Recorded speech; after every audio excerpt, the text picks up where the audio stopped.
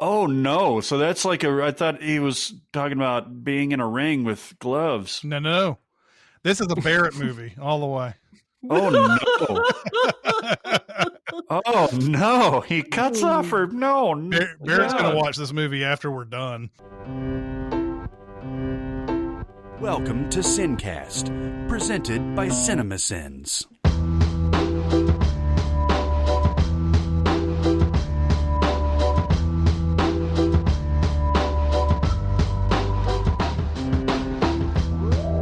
All right, everybody, welcome to the SinCast. This is Chris Atkinson from Cinemasins, joined as always by the voice of Cinemasins, Jeremy Scott. Oh, hey. Hey. Hey. And for Music Video Sins, Barrett Share. Yeah, he is. And today we're going to continue our, our morbid trek through the people who have died since we have started. It's a celebration. It's a celebration, bitches. It is. It is a celebration. That's correct. There's just no way to be like, hey, we're going to go right into this and be excited about it. But we're going to go into 2017, and this is a year filled with movie actor and director deaths, and we may not even be able to get through it all in this one episode. So let's start us off with Martin Landau. Yeah. How many credits does he have, Chris? He has 179 credits listed on the IMDb. Most people are probably going to remember him as Bela Lugosi in Ed Wood. That's where he won his Oscar. But he, of course, was in a ton of stuff. North by Northwest immediately comes to mind. He's like one of the heavy, like the bad guys, henchman guys in North by Northwest. I'm not really actually familiar with too much of his older stuff. It's not until Crimes and Misdemeanors comes along. But he was in Mission Impossible, which, the TV series. He was in all of the big. He was in I Spy. He was in Bonanza. Like, he was in all of the big early series back in the 50s and the 60s. Yeah. And so a lot of people are going to remember him from those TV days as well. But once it gets into the 80s, I believe that's where Crimes and Misdemeanors, and I think he may have even been nominated for that too. Yeah. Tucker, the Man in His Dream, came the year before that. I think everybody here's seen that, right? Yeah, I don't like that movie. No, I don't either. But Crimes and Misdemeanors, Martin Landau is a guy kills his wife, and it's a really interesting movie. It's so great. It's like it's like two different movies that sort of converge into one by the end of it. It's the comedy plus tragedy. It's literally two sides of the same coin. Woody Allen's and his typical, impish, making fun of his wife's boss. Mm-hmm. Is it played by Alan Alda? Who is his I think boss? So. Yeah, he's like a director who's shooting this real self-indulgent thing. About his own life or something. Yeah, and Woody Allen is putting it together to where he looks like the asshole that he is, and he gets a kick out of it. Mm-hmm. But then, Martin Landau hires a guy. He's cheating on his wife, but otherwise has a great marriage. He's like an orthodontist or something like that. Mm-hmm. So his wife won't find out. He hires a person to go kill his mistress, and it happens, and he's racked with the guilt. Mm-hmm. He's so good in this movie. He plays gravitas incredibly well, and that last scene of him and Woody Allen meeting at a party and just kind of like shooting the shit is a beautiful last scene for that film, because you can see that he's come to terms with it, and life will go on. And he probably got away with it. It's very match pointy. Even though it came right before or long before match point. It's amazing how many times Woody Allen has this kind of thing going on in his movie. Yep. Right?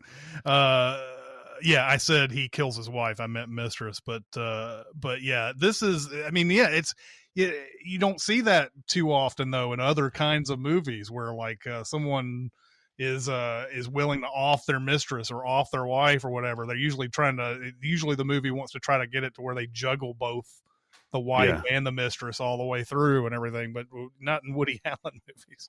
Nope. She's going down.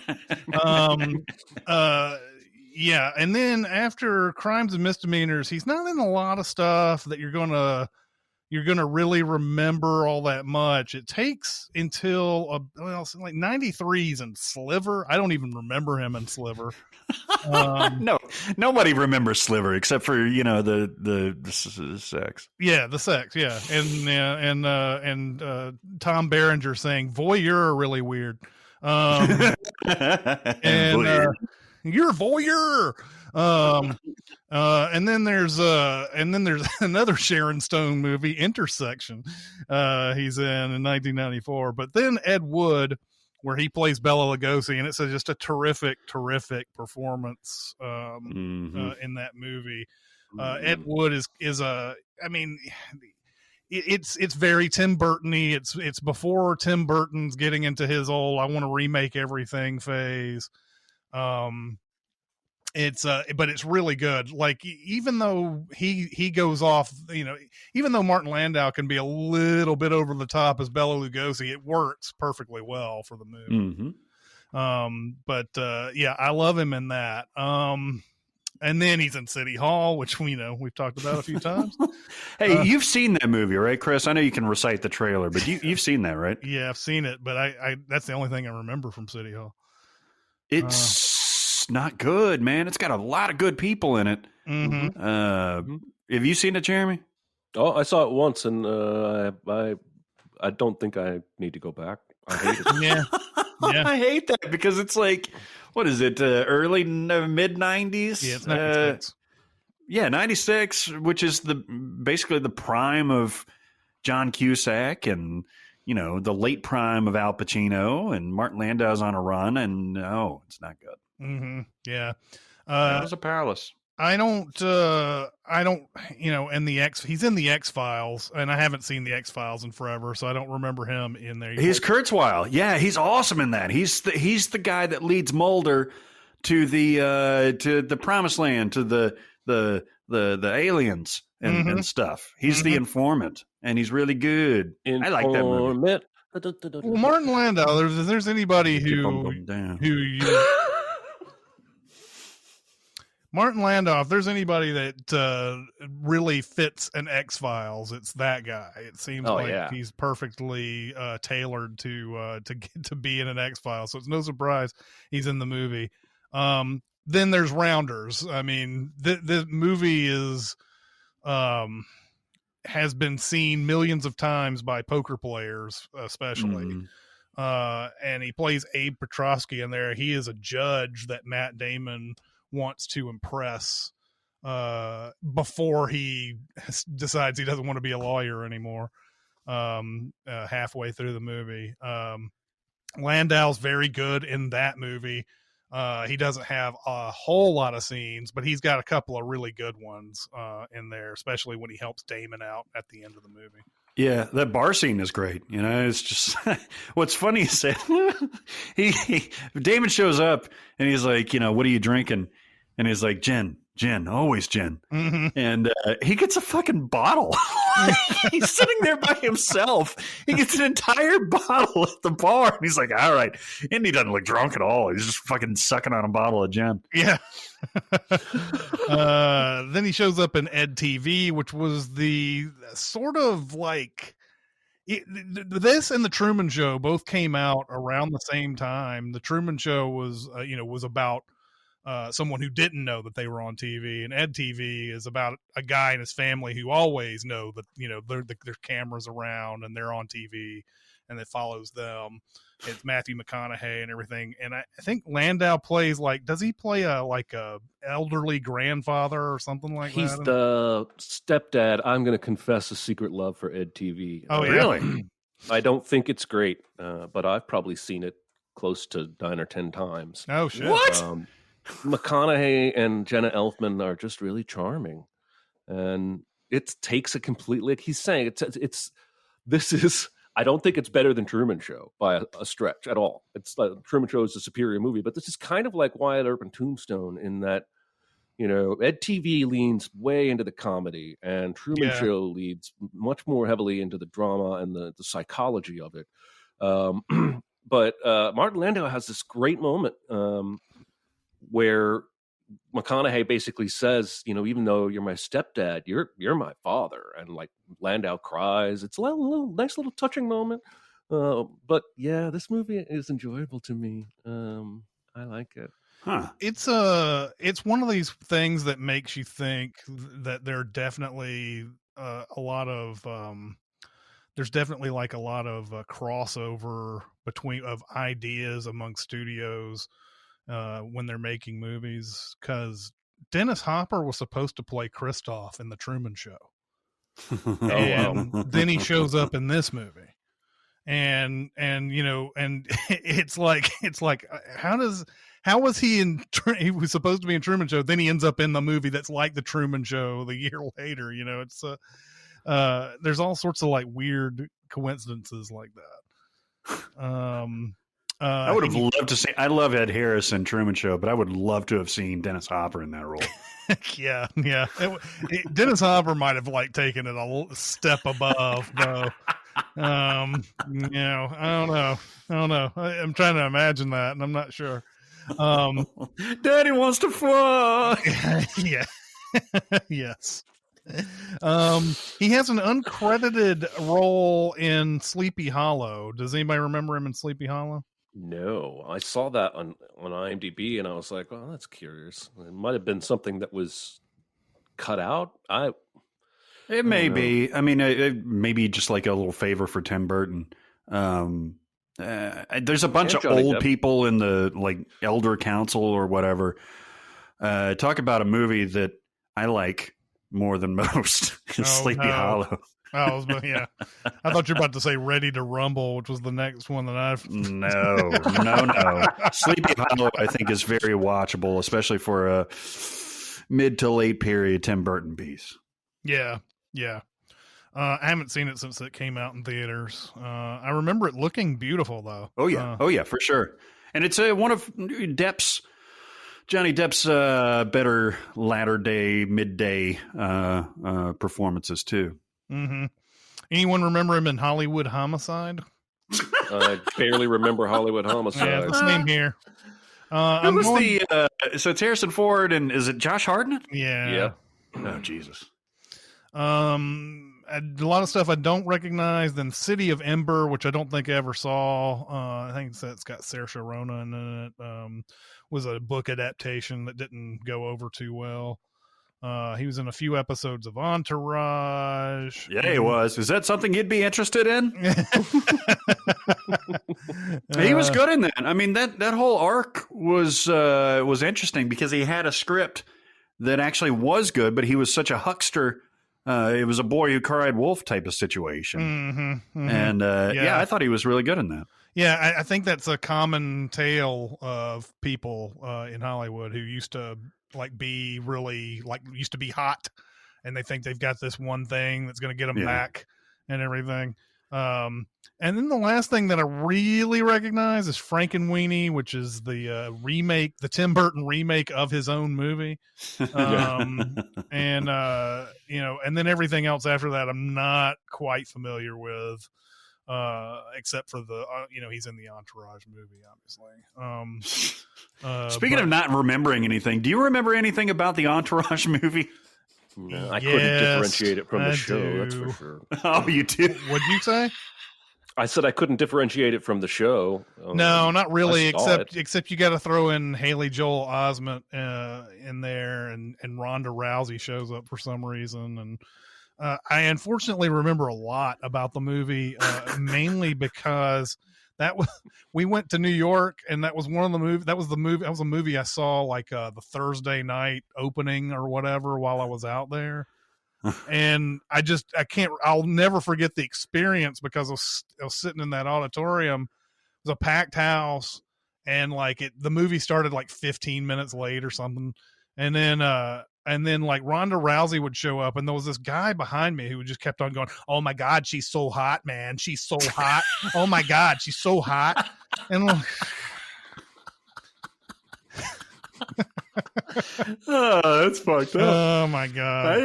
It's a little bit of a diversion real quick. I started watching that Superman and Lois show, and it's surprisingly watchable. And one of the major characters in that is Shikri, Emmanuel Shikri, Sloane from Entourage. Yeah. It was nice to see her getting some work. She was in Super Troopers 2, wasn't she? I believe her last name is pronounced Mandolonio. Oh, okay. Yeah, okay. I don't know. Yeah, I don't know what happened there. There's a lot of silent letters in that. But it's weird. She's playing like a mom character, and she was so.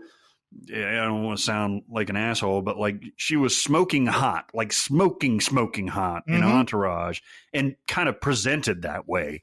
That it's weird to see her grow into a different role, but good for her. Good for her. She plays it well. Martin Landau died July 15th, 2017 at the age of 89. Good run. Good run. Yeah. Bill Paxton is next on this list. Man, did he have a career, right? Like we could go, there's a million movies you're going to remember Bill Paxton from, and he was in he has 98 credits according to the IMDb. I'm going to try to find the earliest one that I can find. He's in Stripes as a soldier. Do you remember him in Stripes at all, Barrett? I do. There's a lot of people that you recognize in Stripes. And that movie is my warm comfort place. I know every little beat of it, and I love it. A lot of people are going to remember him as the punk leader in the Terminator when Schwarzenegger comes up to the gang and he's like, "Fuck you, asshole." And of course, it becomes his Schwarzenegger's like pick me phrase when he's in the apartment and the guy's like yelling at him or whatever. Did we know the extent of the relationship between him and James Cameron? Because he's in a lot of James Cameron movies. No, I'm assuming that after the Terminator, they just got along really well. And although I'm trying to see, was he in Piranha? Maybe. Oh, one of those movies that was like back in the day. So. No, he wasn't. He could have been a part of that. Roger Corman. Corman. He may have been a part of that Roger Corman.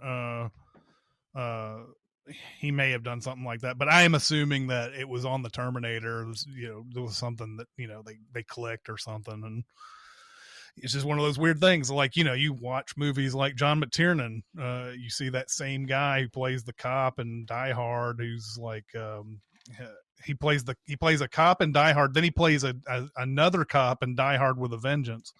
Last Action Hero, and he's in Hunt for Red October. And Hunt for Red October, he may even have a bigger role because he's like the XO of the Dallas. Oh, yeah, that's right. I forgot that.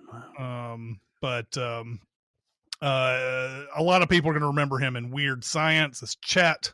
That was probably his first iconic role, playing the asshole brother of Anthony Michael Hall. Find my asshole brother. He has some really funny just moments in Weird Science. It's been forever since I've seen Commando, but he's in that, another Schwarzenegger movie. Aliens. That's another huge one. Aliens. No one can get through an Alien synopsis without saying "Game over, man! Game over." He's played that kind of role perfectly in his career. He's not a total asshole in that movie. He's not a total asshole. He's kind of an asshole. I think that was his talent, is playing right up at that line of like, oh man, this guy is beyond hope, and then like finding some sort of like tangible thing in there, and you're like, oh, Hudson's a dick, but like no, there's something there, and he makes it all the way almost to the end. Yeah. Catherine Bigelow's Near Dark, he's in that. He's one of the vampires in Near Dark.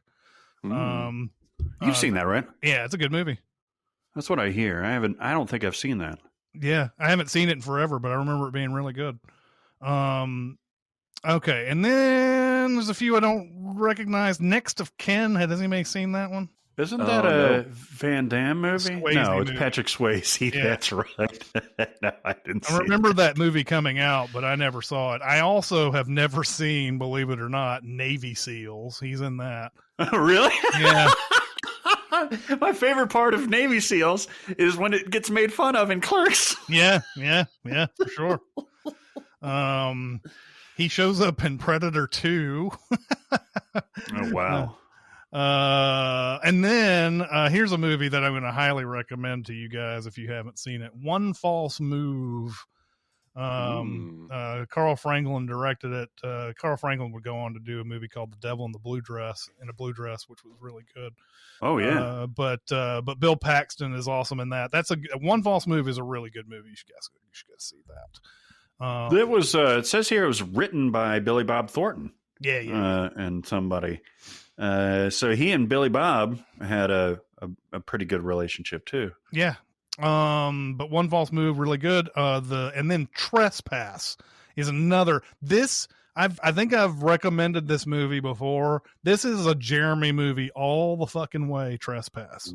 I've seen it. It's been a long ass time, but I do remember smiling basically the entire time. It's a fun movie, man. And he's and Bill Paxton in that is just playing as an everyman kind of guy. It's nothing like too showy or anything, but it's a lot of fun. Boxing Helena. Has anybody seen that? I saw that. I don't doubt it. I was disturbed. Yeah, this was the movie that Kim Basinger was supposed to be in, and then she said, no, I'm not going to be in this. And there were a bunch of lawsuits. And, Oh no. Yeah. Oh, I just read oh no. Yeah, he cuts off their limbs to keep a prisoner in a box. It's fucked up. Mhm. Oh no. So that's like I thought he was talking about being in a ring with gloves. No. This is a Barrett movie all the way. Oh no. Oh no. He cuts off her. No. Barrett's going to watch this movie after we're done. He's Yeah, already finding the stream of it right now. He's already downloading the torrent. That's right. I didn't see Indian Summer, but I remember it coming out, and I remember that being a thing. I remember that movie getting trailered out the ass, and I never saw it. Oh yeah. And then Jeremy mentioned Tombstone earlier. He's Morgan Earp in Tombstone. He is indeed Another Billy Paxton and Billy Bob. Yeah. Even though Billy Bob only has like a 2-second scene. By the way, this also contains Powers Booth, who we'll get to later on in the and he's in another movie with Powers Booth later on too. Tombstone is the better Wyatt Earp movie. Jeremy is wrong. Don't listen to him. Starting fights, man. We can just, talk about the man's work. Tombstone is not 15 hours like Wyatt Earp, and it has much better characters. Doc Holliday, Morgan Earp, Sam Elliott's mustache. Mhm. None of those people, Morgan Earp and Doc Holliday are not in Wyatt Earp. That's true. That's true. The movie Wyatt Earp is about baseball. Yeah. It's about Julius Joe Jackson. I mean, you could argue that Bill Paxton wasn't the best part about Tombstone, but yeah, that movie works. It works. He didn't have much to do. That was No. That was all Kurt. The next one I recognize on here is True Lies, which is another James Cameron. And man, does he play the slimiest slime ball in True Lies. Yeah. Oh my God. He says some fucking things in that movie that you can't even quote today. Yeah. That's how bad he is. It's awful. It's fucking awful. But his character's come up by the end of it is very funny. He's in Apollo 13. He plays Fred Hayes. He's great in that. That's a good straight up role for Bill Paxton. He's really good in that. Like he's toning it down in that movie. Like I don't think I had seen him up to this point. Yeah, right. He's always goofy or over the top. The only thing a little Bill Paxton-y is when Tom Hanks asks him if he's hungry, and he goes, "I could eat the ass out of a dead rhinoceros." Yeah. I hope to God that that's actually what he said, because otherwise, why would you write that dialogue? Yeah. That's fucked up. Exactly. He also flushes his pee and looks out the window and says, "The constellation of urine." He's like, now that's a beautiful sight. Gross. No kidding. A movie that I have championed on this podcast, The Last Supper. Yeah. He is the first victim in The Last Supper. There's a movie about a bunch of liberals who are tired of just saying things and not getting anything accomplished. They accidentally kill this guy because he's kind of I think he's an outlaw, or he's a escaped convict or something, or somebody who's dangerous anyway, who comes over and comes over to their house, and he has dinner, and then it starts getting a little bit I don't know. The discussion starts going off the rails, and he threatens. You don't know if he's joking or not. He threatens one of them, and he ends up dead. And then they all decide as a group to start killing people who have different views from them. So The Last Supper has a ton of cameos in it, like Jason Alexander, Charles Durning. There's just a bunch of people in that movie, but The Last Supper is great. If you can get your hands on that, I would definitely recommend that. I feel like that movie could be made today. I think that would be a lot more exposure, I think, if it came out today than it did. Oh, for sure. It'd be 95. like The Hunt, The Hunt. Yeah. Would have got a lot of visibility because of the times we live in.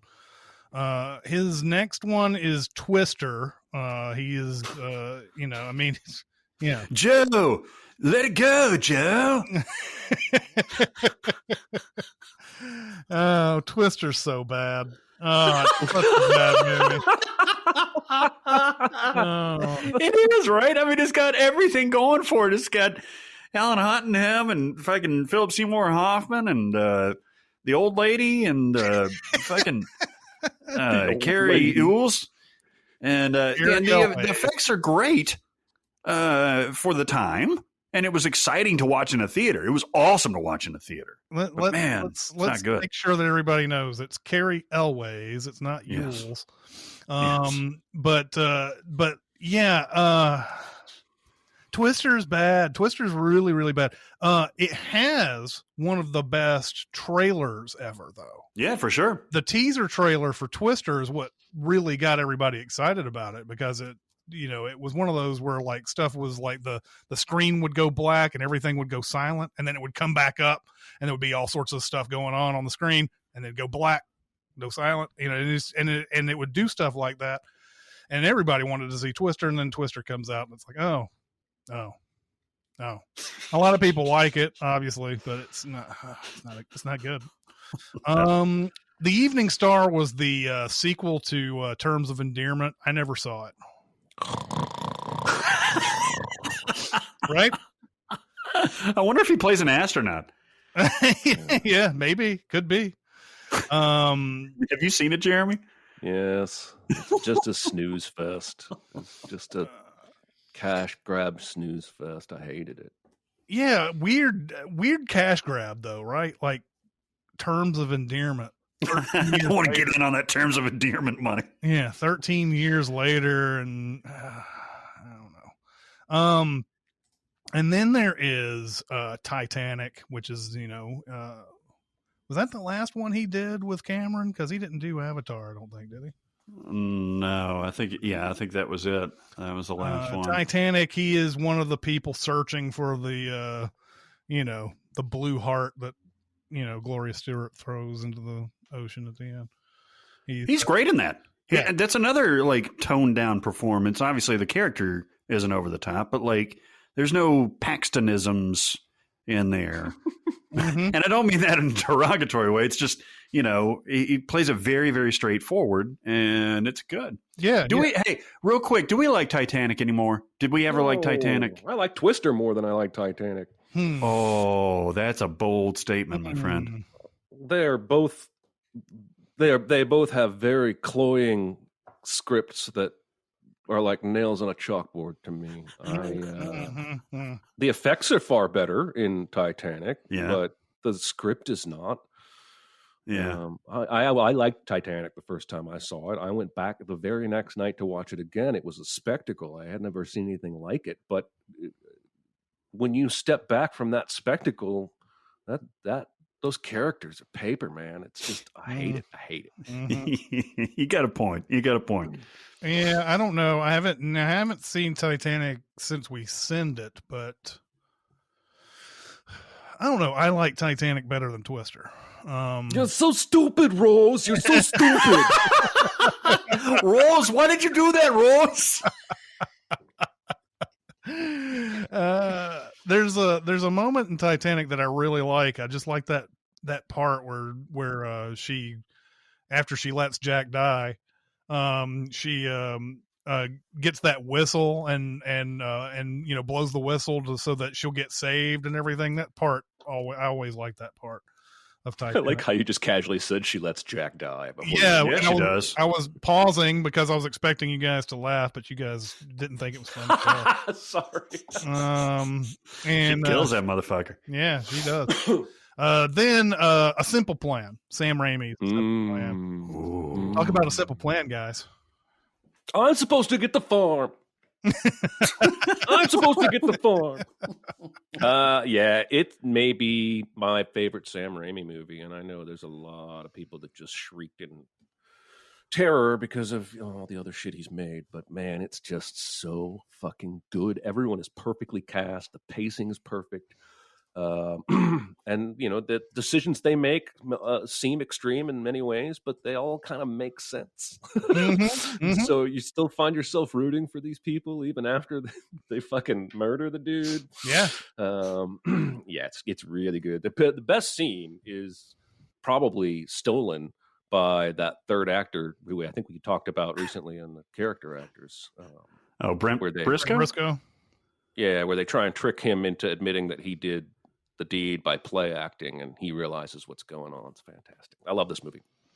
Yeah. I'm trying to think if I have this on Blu-ray or not. I haven't seen it in forever, and maybe need to get a Blu-ray of this. He was also in Mighty Joe Young. That movie sucked. Yeah, not good. That's Charlize Theron. That movie was terrible. They tried to make Disney tried to make a lot of these kind of movies back in the 90s. U-571. I don't remember too much about that one. I know McConaughey is in it, but I don't remember him. Do you remember U-571? Oh, he's in that too. So he's in Frailty. Wow, there's a lot of overlap with Paxton's career. Yeah, I saw U-571 one time because I built it and. Had to watch it. I don't remember thinking it was all that great of an entry into the submarine thriller genre. I agree, and that is not a movie that you want to go and order a ticket for when you're drunk, which is what I did. I agree. Went up to and I was like, one for you, U5. I couldn't get the number out. It's like I knew what you were asking for. Like when I think so. I think I've talked about this before, but I remember in New York we had a movie called The Last Mimsy and another one called Meet the Robinsons. And this woman came up and said, "Meet the Mimsy." And so, there was no way of really knowing what she wanted. You just broke my brain. Yeah. And you had to go meet the Robinsons or the Last Mimsy. And then you had to look up at the marquee and oh no. Vertical Limit. I know Jeremy's seen this probably 40 times. No, I've only seen it like 10. Oh, this is Chris O'Donnell, right? Mm-hmm. Yeah, it is. Yeah, it is. Yeah. I actually have only seen it a couple times, and okay, it's not good. You don't like it? No. I kind of like this movie. I thought it was That's fun. okay. I just got done gushing over Ed TV. You can like something. Yeah, it's all right. It was a really good theatrical experience. I'm sure it's dated by today's standards, but there was a lot of like, tense stuff. It wasn't cliffhanger or anything like that, but it was better than The Day After Tomorrow. Yeah. Just thinking of where people go through ice and stuff. The next one on the list is Frailty. Bill Paxton directed this movie as well. This is the one right here. This is it. This is so good. I remember like the first time I watched this, I was just laughing at Bill Paxton throughout this whole thing. It was just a funny performance to me. I don't know. Sometimes an actor has all of his previous work sort of in like, I don't know, gets mixed up into the performance you're watching. So you're thinking of Chet and you're thinking of him in Aliens and all this, and I wonder what the gloves are for and all that type of stuff. But having watched Frailty again, I think it was like last year or 2 years ago. It was a different experience. I really, really, really like this movie a lot. This is a great movie. Mm-hmm. Absolutely great. And another Powers Booth and another McConaughey crossover. Oh, yeah. It's dark. It is dark. And it's been a while since I've seen it, but do we have a resolution at the end of this? Yeah, it's real. Right? I just assumed it was real the whole time. Okay. Yeah. I remember thinking there was some doubt about it, but yeah, I think you're right. It does come out and say, no, this actually, because it's about possession, right? Yeah, it's about like destroying people who actually are demons, and the whole my recollection, the movie makes you think he's crazy. Yeah, right. Yeah. And then at the end reveals, and then at the end it's like, no, he was right all along. Yeah. The beginning part of this is you don't know because it's from a child's perspective, and Bill Paxton does seem a little crazy in this movie. He's like, we're killing demons. He's bringing people home and killing them in the little like bomb shelter or whatever the hell it is.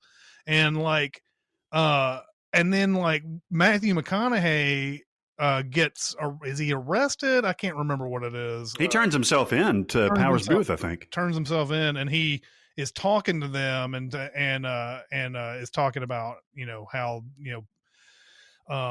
is he talking throughout the whole movie? Is this a whole thing? He's basically the Paxton stuff is a flashback, and McConaughey is sort of narrating or telling him the whole story, and then the twist at the end is boom bomb bam. Right. Oh, it's so good. Such a good movie. And I feel bad that the first time I watched it, I thought it was kind of weird, but this was really good.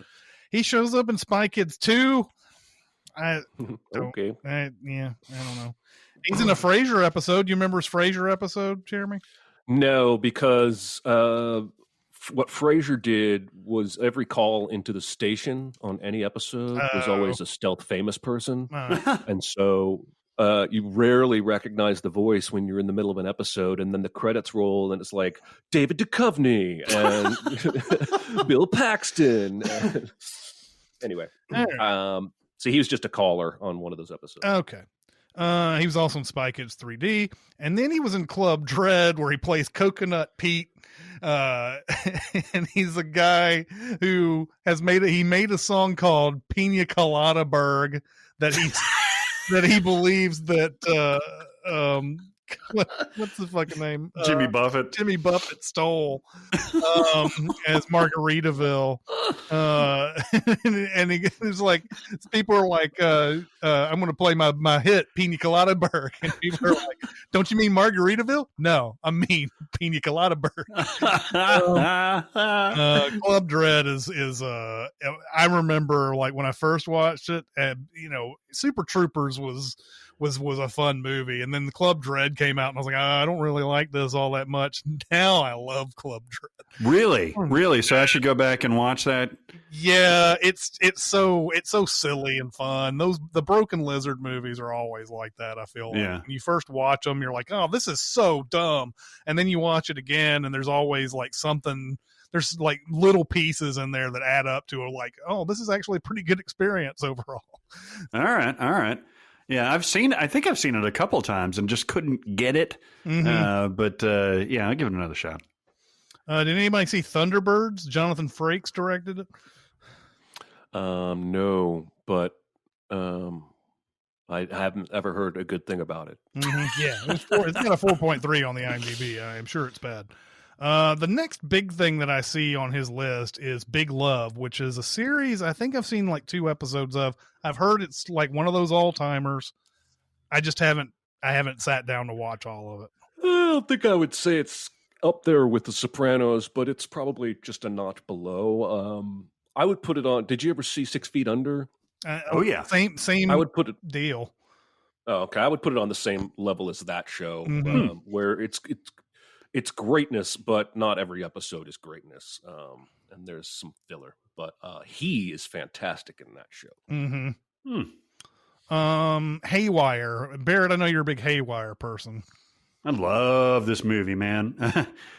Funny going back to it with Gina Carano, given her, recent history. Mm-hmm. But, at the time we had no idea that she was, horrible. And we knew she was a horrible actress, but everybody around her, man, fucking Fassbender's in this, Ewan McGregor's in this, Bill Paxton is in this, and Soderbergh, of course, directed it. And the action is incredible. Oh, Channing, I didn't do that on purpose. Channing Tatum is in this.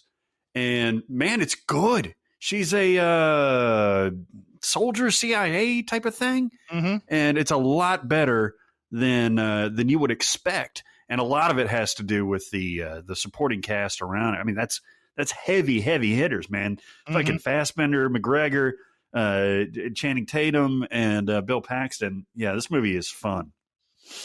Yeah, I haven't seen Haywire since it came out, so I don't remember him, and I remember some pretty good action though in it.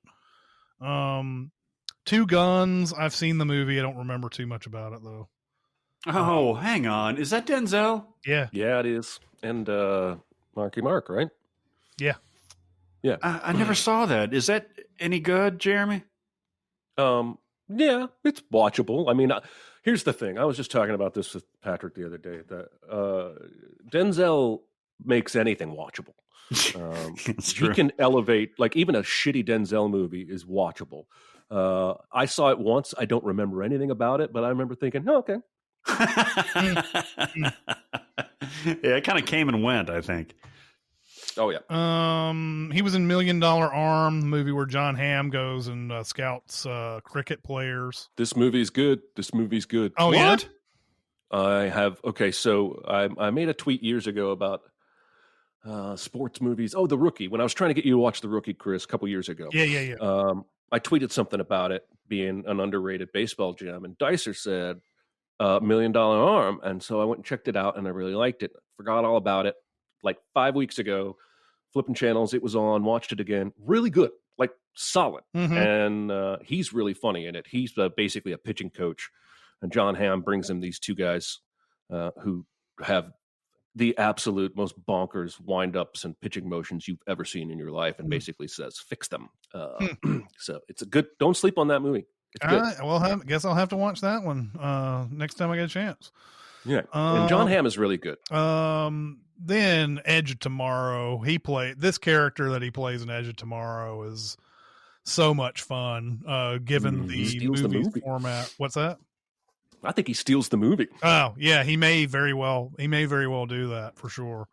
I don't know. It's one of the fun. It's so fun to see him. It's like it's never an unwelcome sight to see Bill Paxton in Edge of Tomorrow.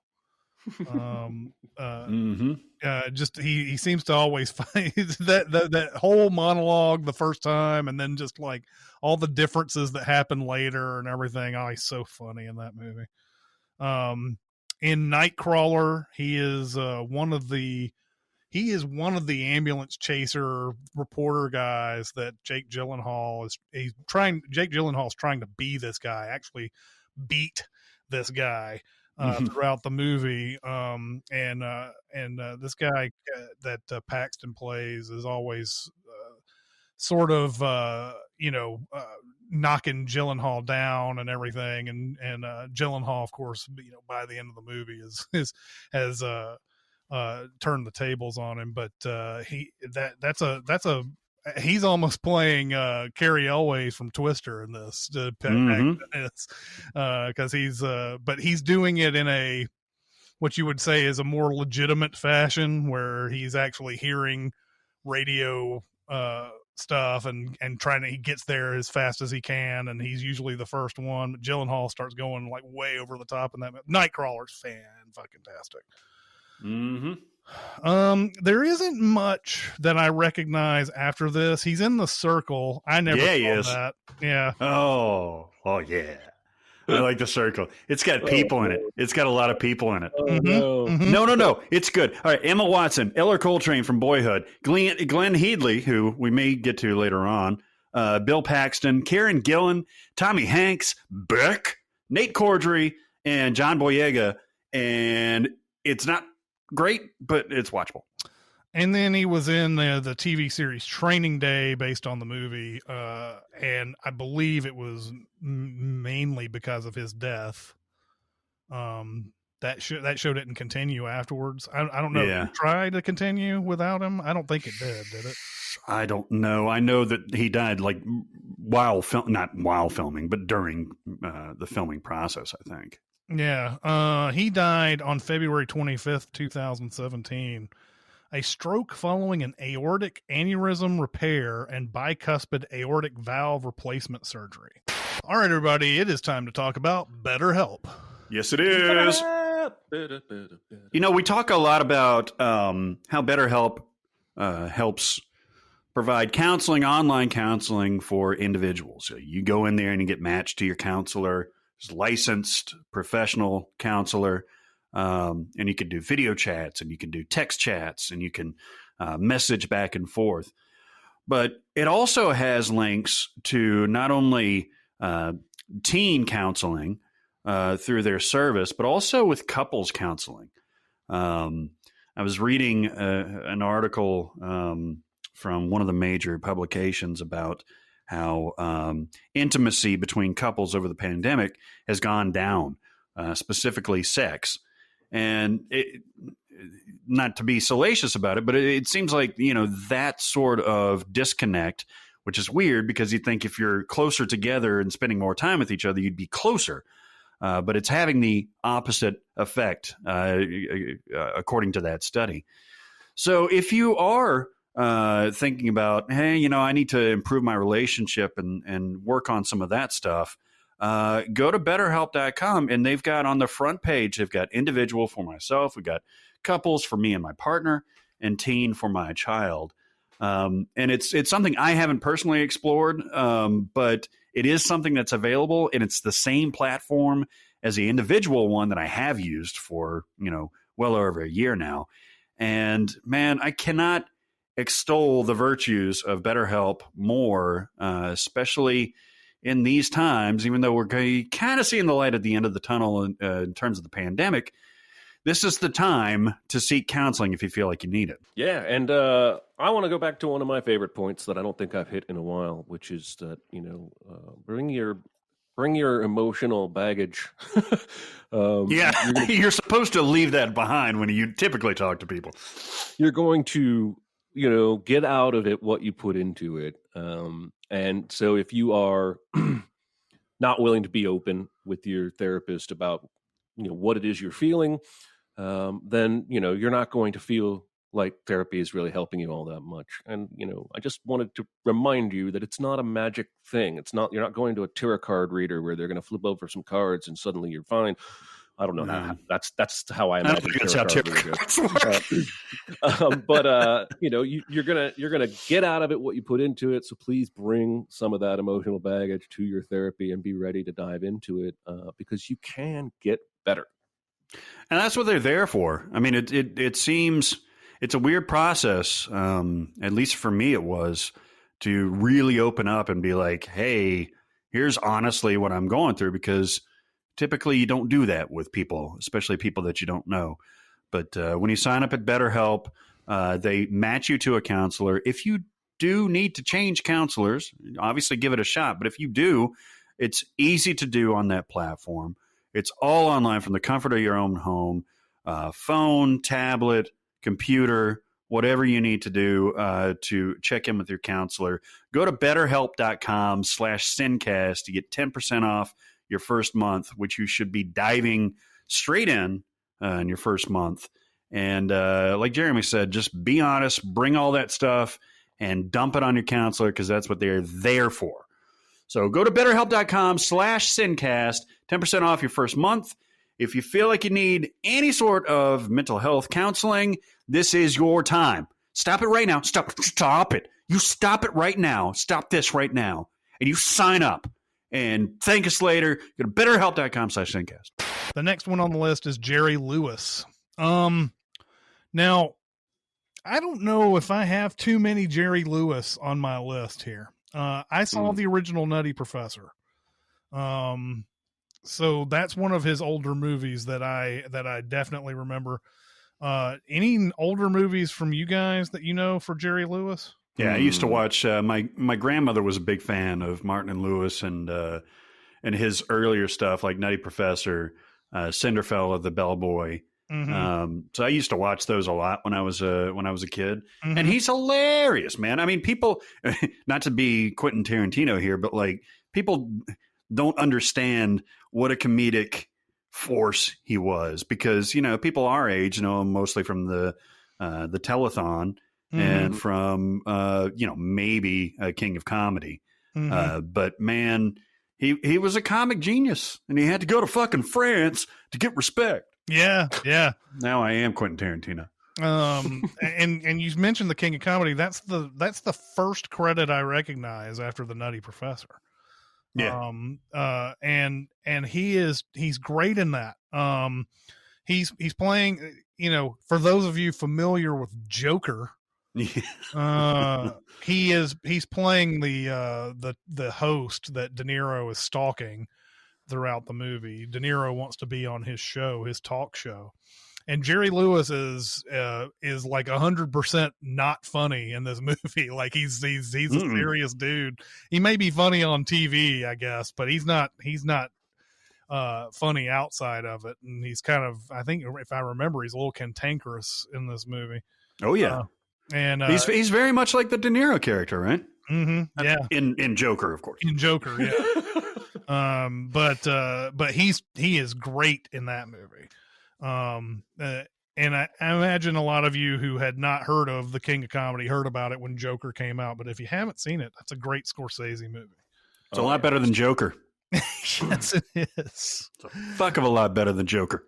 After that, maybe you saw Mr. Saturday Night. He plays himself. I don't remember.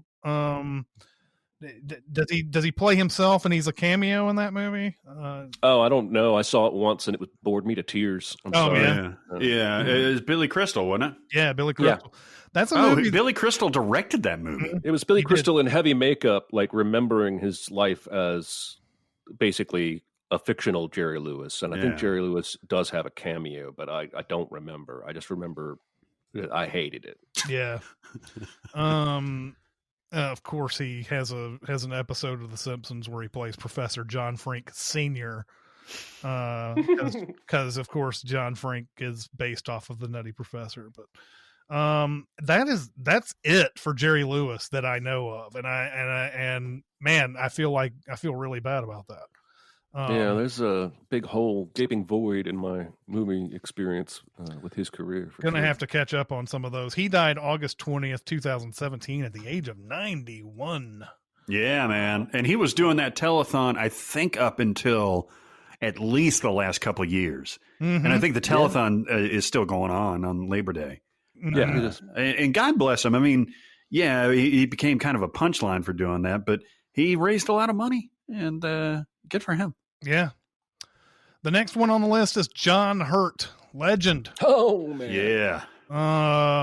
This guy has 209 credits on the IMDb. Jesus Christ. I'm gonna let me see where I can find my first John Hurt that I've seen here. A lot of TV at the beginning. Man for All Seasons, 1966. Mm-hmm. Barrett, are you familiar with that movie? I have seen that movie, and in fact, I was in the play as a bit player in high school. Yeah, and it's delightful. It's fucking the guy. It's the fucking Thomas More, the Henry King Henry. Yeah. He's doing things, and I don't remember. He's doing stuff.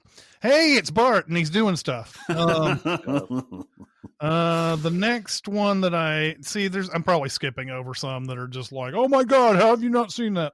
The next one I recognize, God, it's been a while. Midnight Express, 1978. That was Alan Parker directing an Oliver Stone movie. I haven't seen Midnight Express in forever. Who was he in Midnight Express? I don't remember. That's the one where they are in a Turkish prison, right? Yes. He was a voice in Watership Down. He was also the voice of Aragorn in the Lord of the Rings animated movie. That's that classic. What is it? Rankin Bass. Rankin Bass. Thank you. I never saw that. I saw the Hobbit one, but I didn't see the Lord of the Rings. What is this? I don't see Rankin and Bass on this one, unfortunately. Oh, maybe Rankin and Bass was the Hobbit, and then somebody else was Lord of the Rings. I don't know. Then you have Alien. Alien, of course, he's got the most famous scene in the movie. He does. He's awesome in that. Yeah. Everybody's awesome in that, man. Fucking Ian Holm is awesome in that. Sigourney Weaver, obviously. Everybody's so good in that movie. Oh yeah, yeah. But yeah, Alien, the most famous scene, the chest bursting scene, and so Alien is great. The Elephant Man comes up next. That's is that David probably Lynch. his signature role, do you think? I'd say 1984 is his signature role. I don't know. Elephant Man has got to be up there. I mean, I am not an animal. I am a human being. Who's his guy? Is it Anthony Hopkins? Anthony Hopkins. Yep. Oh yeah, that's right. There's forever. This is early David Lynch, right? Yeah, early David Lynch. Anne Bancroft's in this movie. John Gielgud. A lot of like Gielgud. Yeah, he does. Heaven's Gate. Has anybody ever seen Heaven's Gate?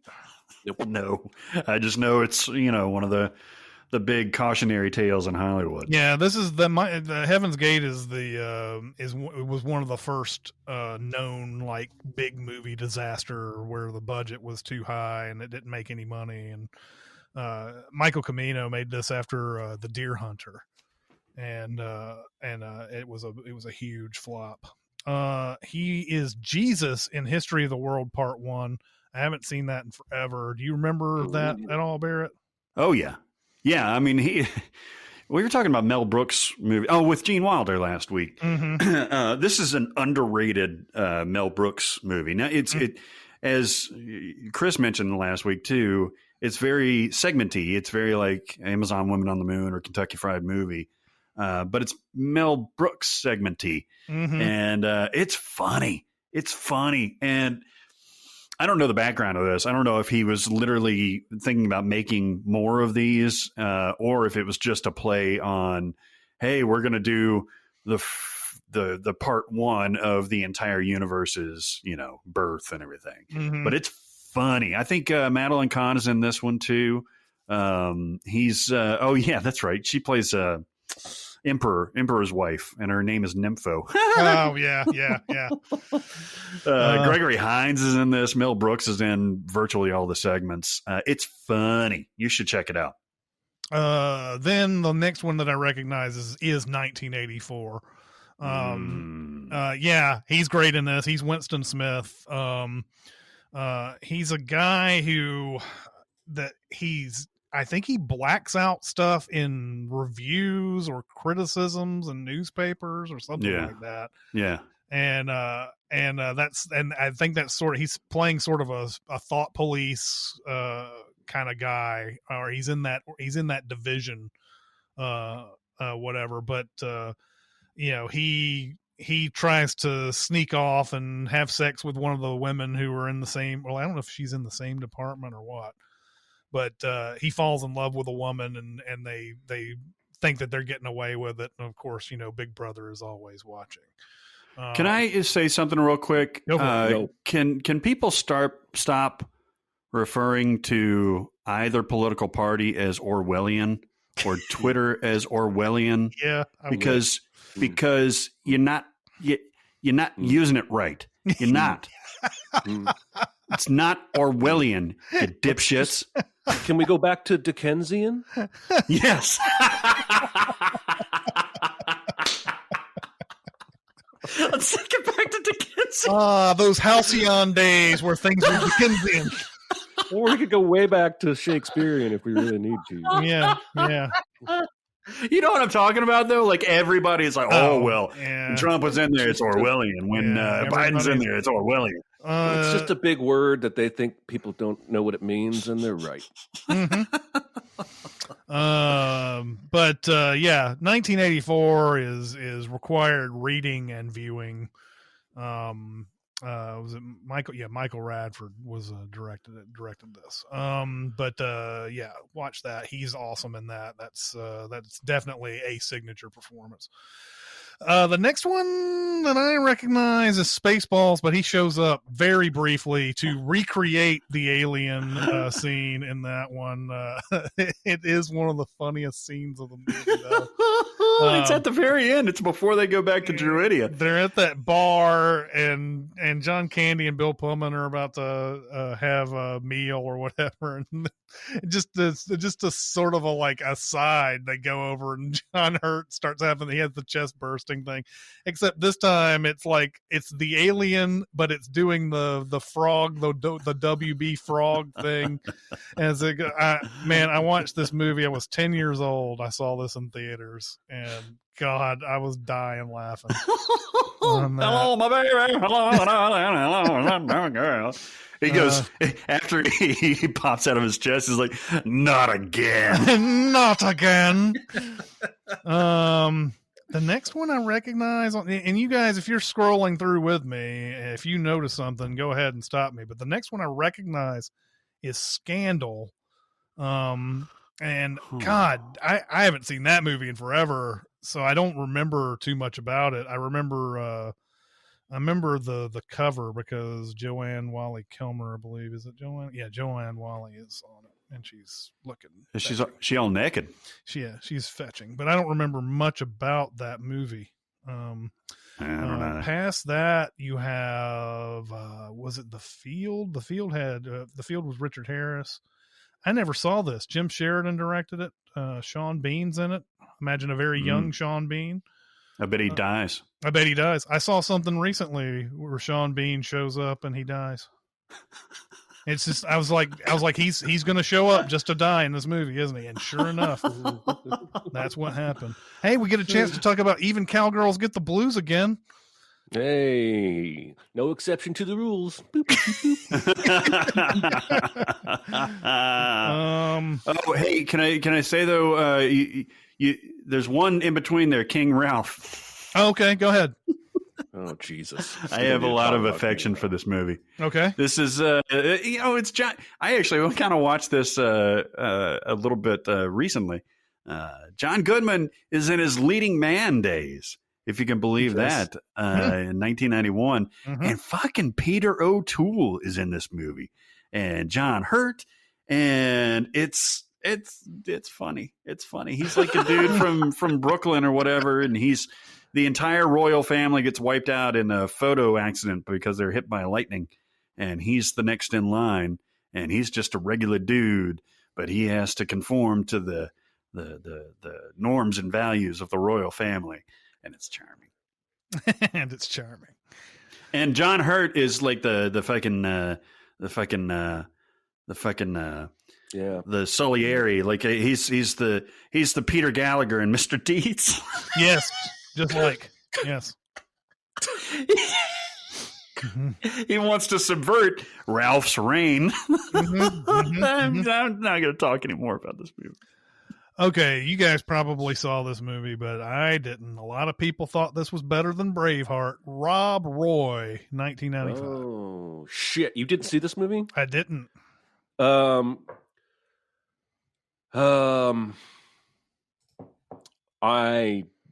have strong negative feelings about this movie. Okay. I think why? Because of a completely unnecessary graphic rape scene. Yeah. The Tim Roth thing with Jessica Lange. Yeah. Yeah. And I think if you want to tell me something happened. There are ways to do that. This is, I'm not going to make any accusations as to the intent, but it's one of the most uncomfortable scenes I've ever seen in my life, and it felt way over the top. Yeah. You're right. I do like this movie. I don't think it's better than what you compare it to, Braveheart, Chris. Because they both came around. They came around. The same time. And it's in Scotland and everything. And you're right, Jeremy. The rest of the movie, I think, is good. Tim Roth is like, aside from that scene, that unnecessary scene, he's like a sinister, great villain. And I'll spoil this movie. He gets like fucking cut in half at the end of this movie. Like he gets split down the middle of Rob's sword. Cuts him down the middle. It's fucked up. Fucked up.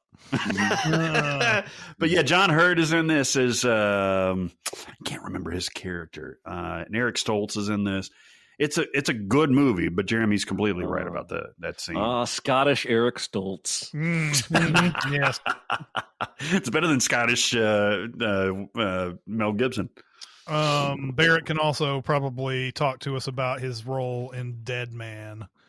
Oh yeah, I haven't seen that movie in forever. So yeah, you tell us what's going on. It gets better every time I watch it. It's really a meditation on dying, man. And yeah, the title gives it away, and it's Johnny Depp at the kind of the height of his career and everything. But it's Jim Jarmusch, and what happens is so John Hurt plays like his evil boss that I don't think he even hires him. He tells him to get the fuck out. And then Johnny Depp goes home with his character's name is William Blake.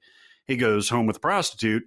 Prostitute's pimp or boyfriend or whatever comes in and shoots her, but the bullet goes into him. And he wanders out in the wilderness. A Native American person takes out, basically tells him that he's going to die. The bullet is too close to his heart.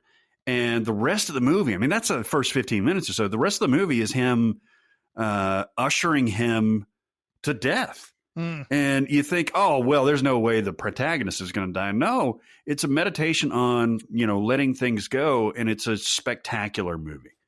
I would recommend it to anyone. Yeah, I saw it back in probably 1997 or 8 or something like that. I saw it on video. Haven't seen it since. He was in Wild Bill, Walter Hill's movie. I don't remember too much about Wild Bill, but I do remember the movie. Love and Death in Long Island. Has anybody seen that?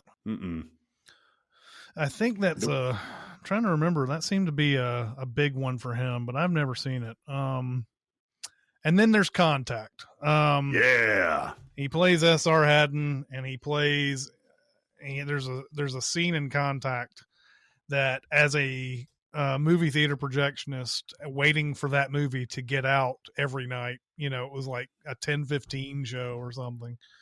So it was always the latest one. It was 10:15, and then it would play for 2.5 hours or whatever. So a lot of times I found myself watching Contact, and he's got that great scene where he tells Jodie Foster that there's a second time traveling thing or space traveling thing or whatever, and he's up on Mir when he tells her the news, and it's like, they still want an American to go. Do you want to take a ride?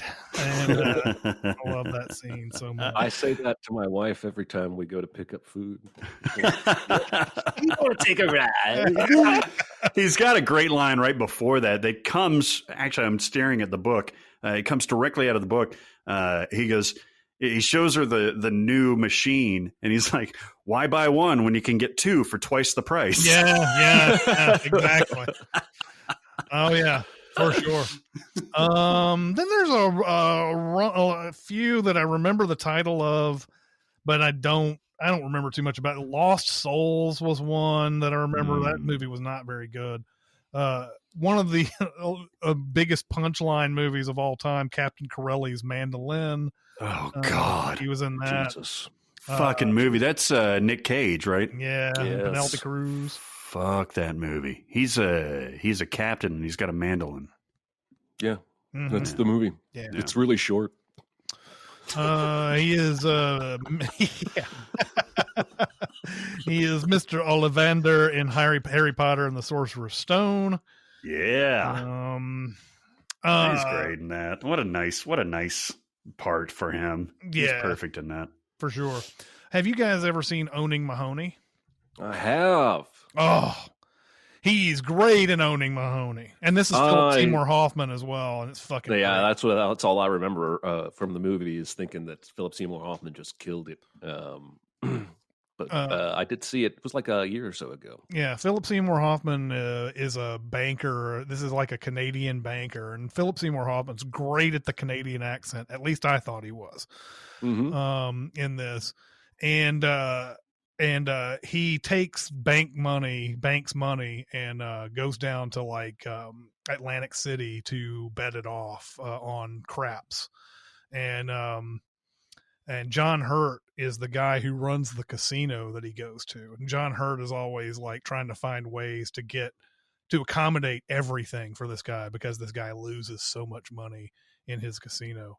And there's a lot of stuff in there where he's like they're trying to, there's a guy, they're doing an investigation on him slightly or whatever, and the guy's like about to tell him what he does, and John Hurt's like, no, don't tell me what he does. I don't want to know anything about this guy, because he wants to be able to keep the money, like with the plausible deniability and everything, and so but it's just funny. There's a guy in there that he keeps trying to get him to serve.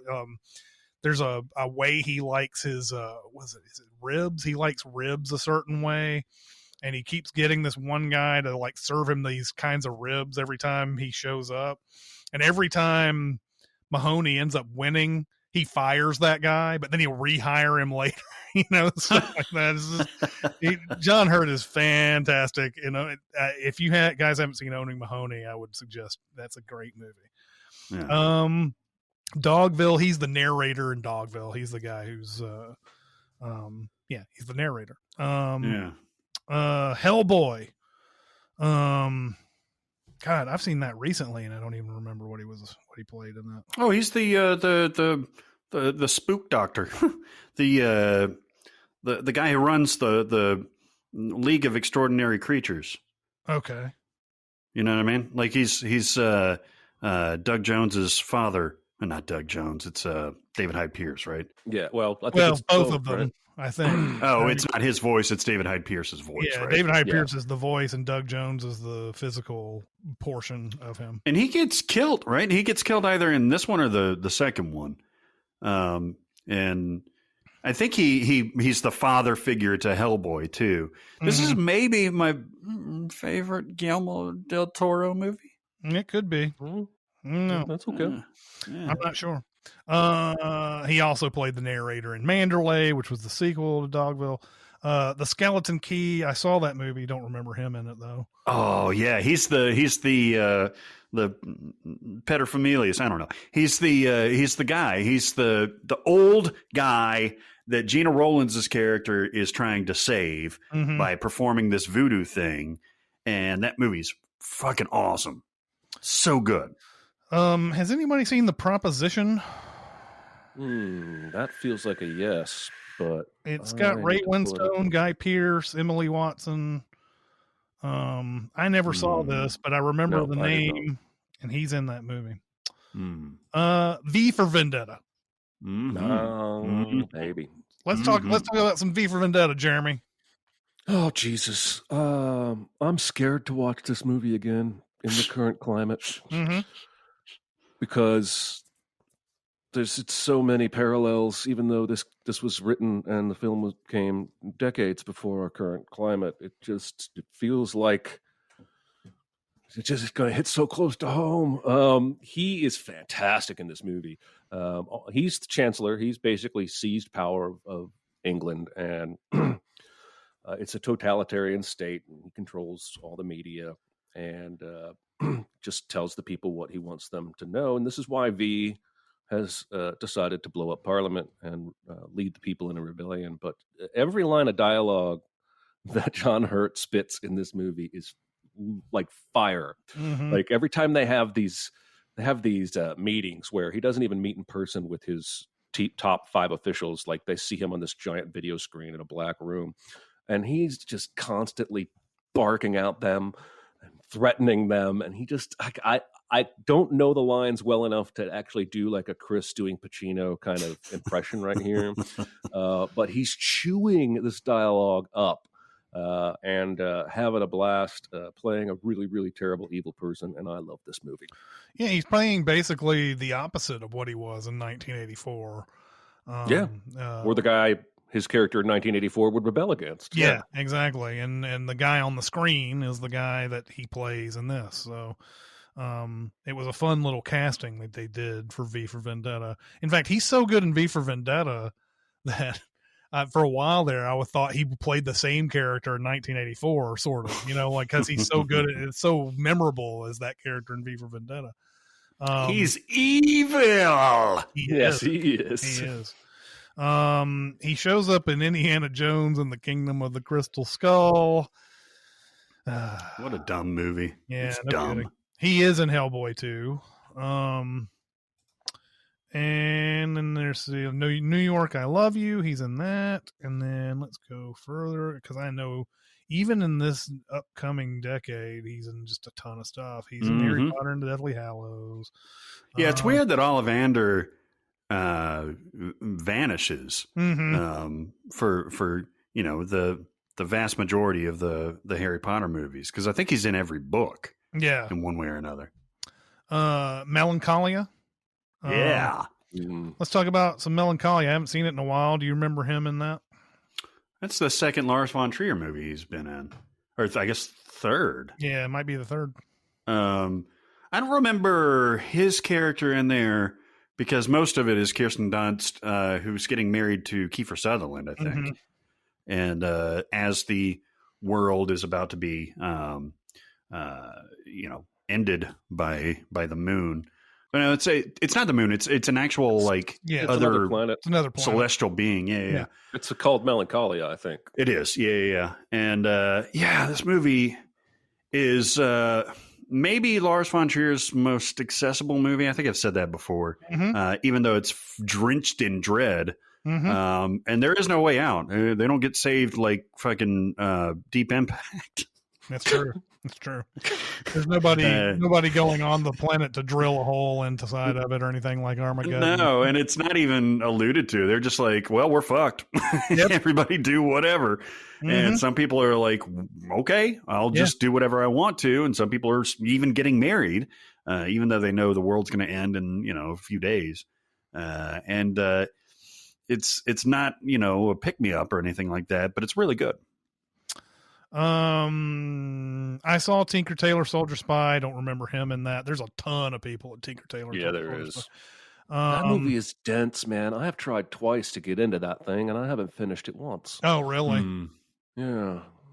It's from those Jean Le Carre novels that, from what I understand, are complex spy novels. I've never read any of those though. Then there's the movie Immortals, which I think was trying to be 300. It's good. You like it? I hate it. Well, I've got a thing for Tarsem Singh. It's not as good as The Cell. I really, really like The Cell. And what was it? The Fall that had Lee Pace in it? I don't know. And that one's really good too. Immortals is Swords and Sandals, but it's also more about gods. It's got Superman, Henry Cavill in there. And it's hyper stylized, but it's not hyper stylized like Zack Snyder did with 300. It's in a Tarsem Singh type of way, and it's beautiful to look at. The story is fairly well tread, but the visuals are spectacular. Do you remember John Hurt in it at all? Yeah, but I mean, he doesn't. Yeah, he plays a pretty big part in that. He's one of the mortals in a movie.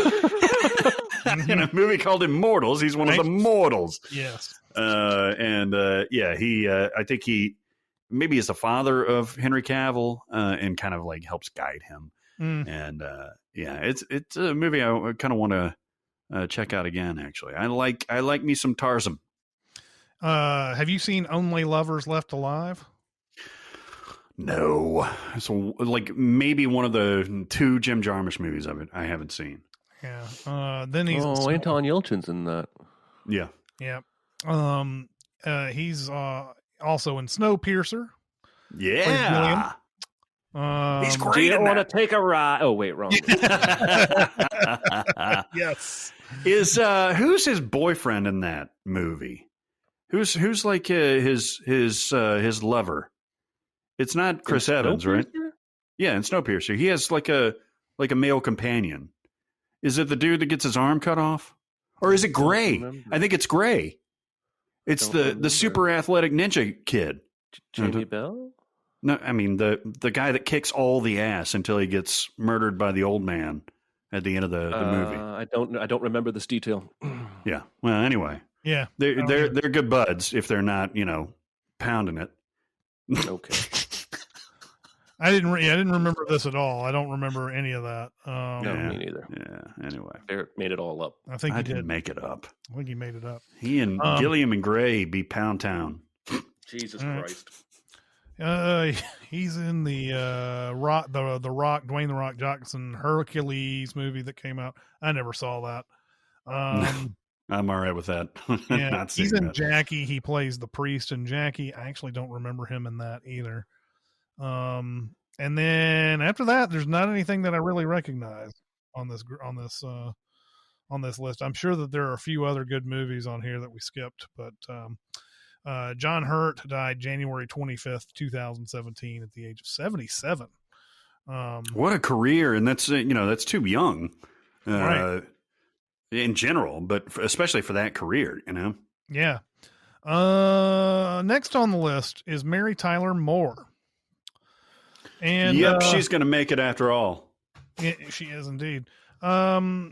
Mary Tyler Moore is somebody that I think there's going to be some people out there who are like, Chris doesn't know the Mary Tyler Moore show and doesn't know the Dick Van Dyke show and doesn't know all this and that. Yeah, unfortunately, the things that make Mary Tyler Moore a legend, I am not familiar with at all. Well, I would say the Dick Van Dyke Show is in contention for one of the greatest sitcoms ever. Mm-hmm. And when I make my top 5 and top 10 list, I always include this one. It's a combination, man. She was going up against a guy who had all this physical comedy and all this charm, and she holds her own, like all 5 seasons of that show, and not just as an actress, but being funny and being quick.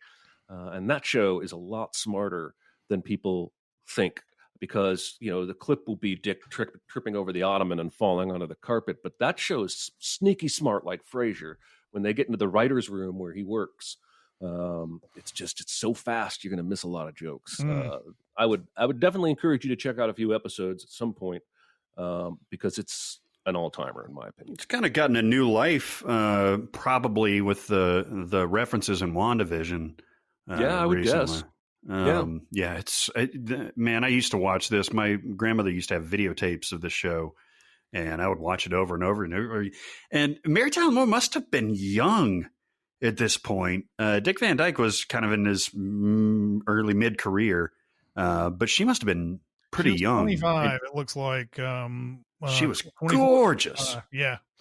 When she did Dick Van Dyke Show, because she was born in 1936, tail end of 1936, and Dick Van Dyke Show premiered in 1961. If there's a promise to be made, I will watch Dick Van Dyke Show at some point to catch up with the rest of the world. Same thing for the Mary Tyler Moore Show, which also huge hit in the 70s. That I have never seen. So what do you guys know about the Mary Tyler Moore Show? Oh, okay. Mary Tyler Moore is where she's working at the TV or the news station, right? Yeah.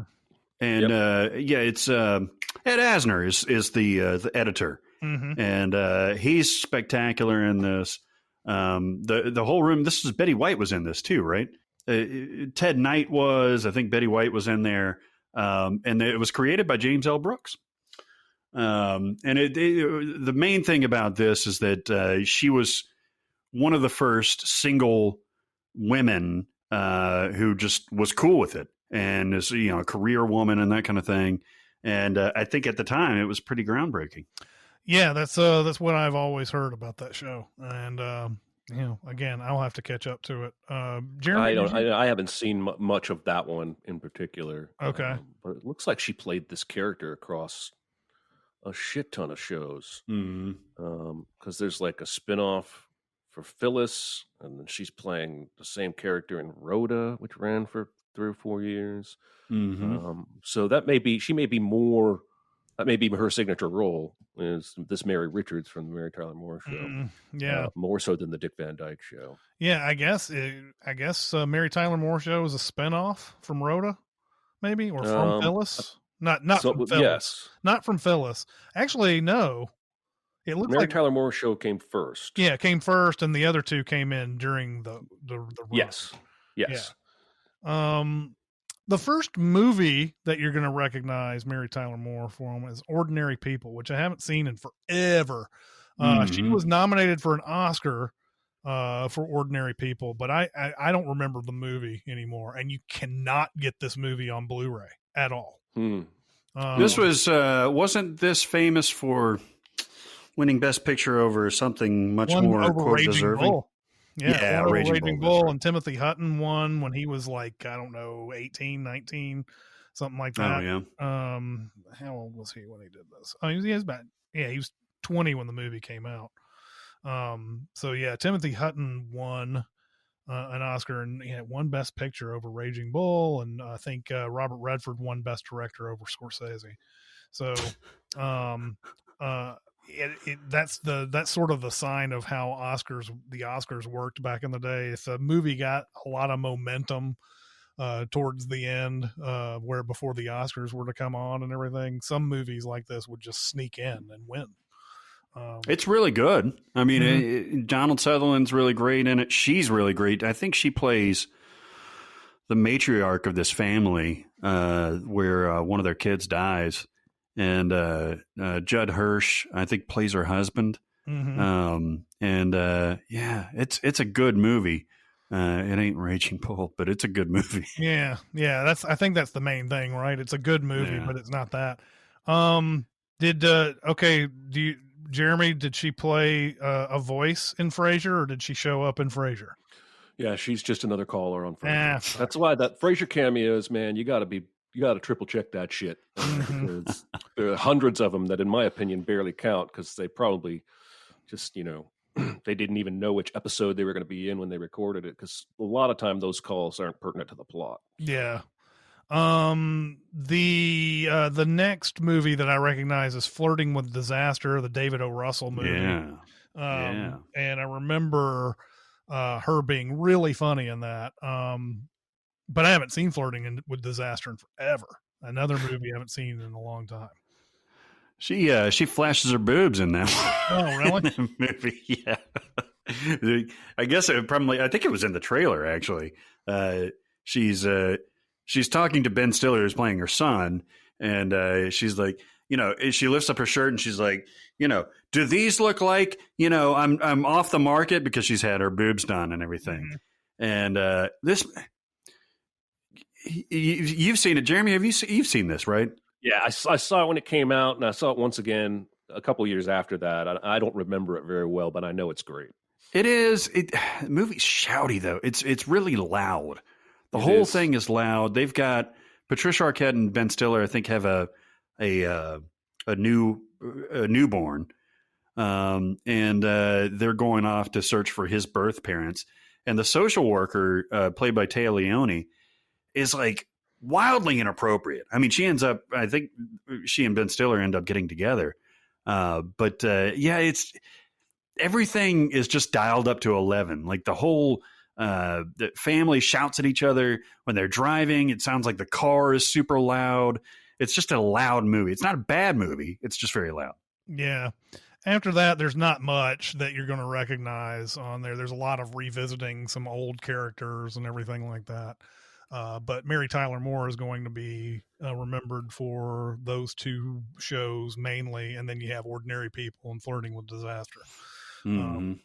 But Mary Tyler Moore also died January 25th, 2017. I believe that is the same day. Yeah, the same day as John Hurt died. So they both died on the same day. Fuck that day. What? I said, fuck that day. Fuck that day. Yeah, exactly.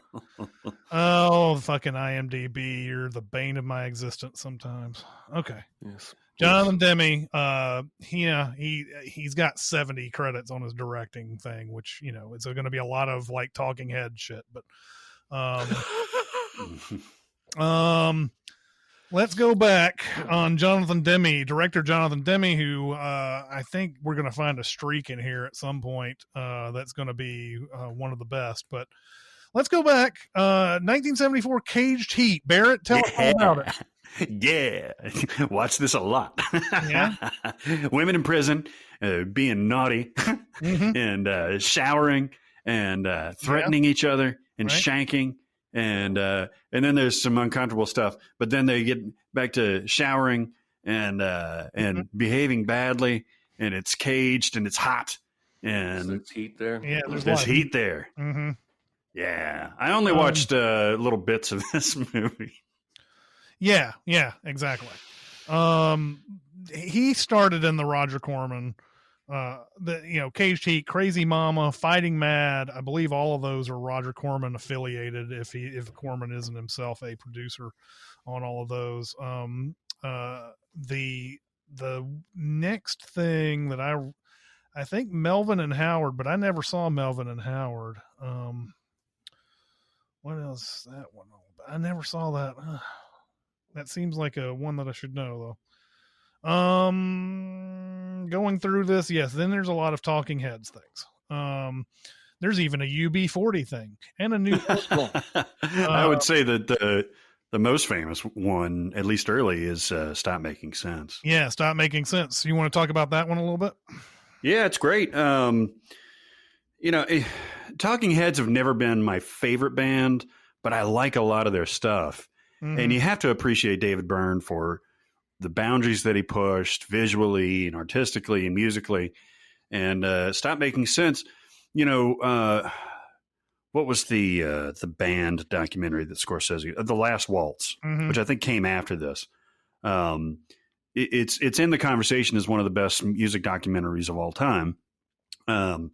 It's basically a Talking Heads show in really the prime of their career. And very famous for David Byrne's outfit that he wears, his suit that keeps getting bigger and bigger and bigger, and eventually it kind of like dwarfs him later on.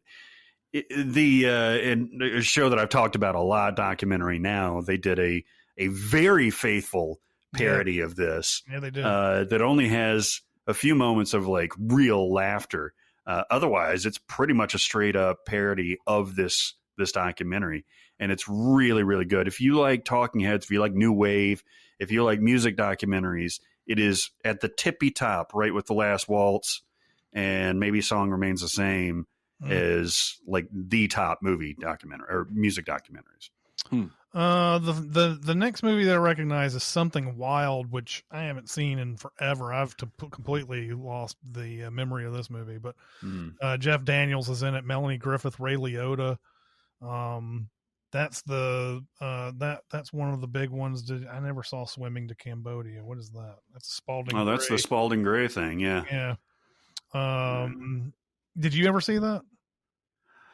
I dated a girl that was really into Spalding Gray back in the day. And I think I read it's not a play.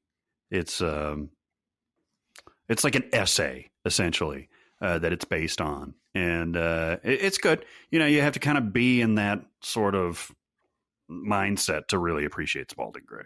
Yeah. Another movie, man. I've seen it, but I can't. Maybe all my movie watching is a fucking lie sometimes, man.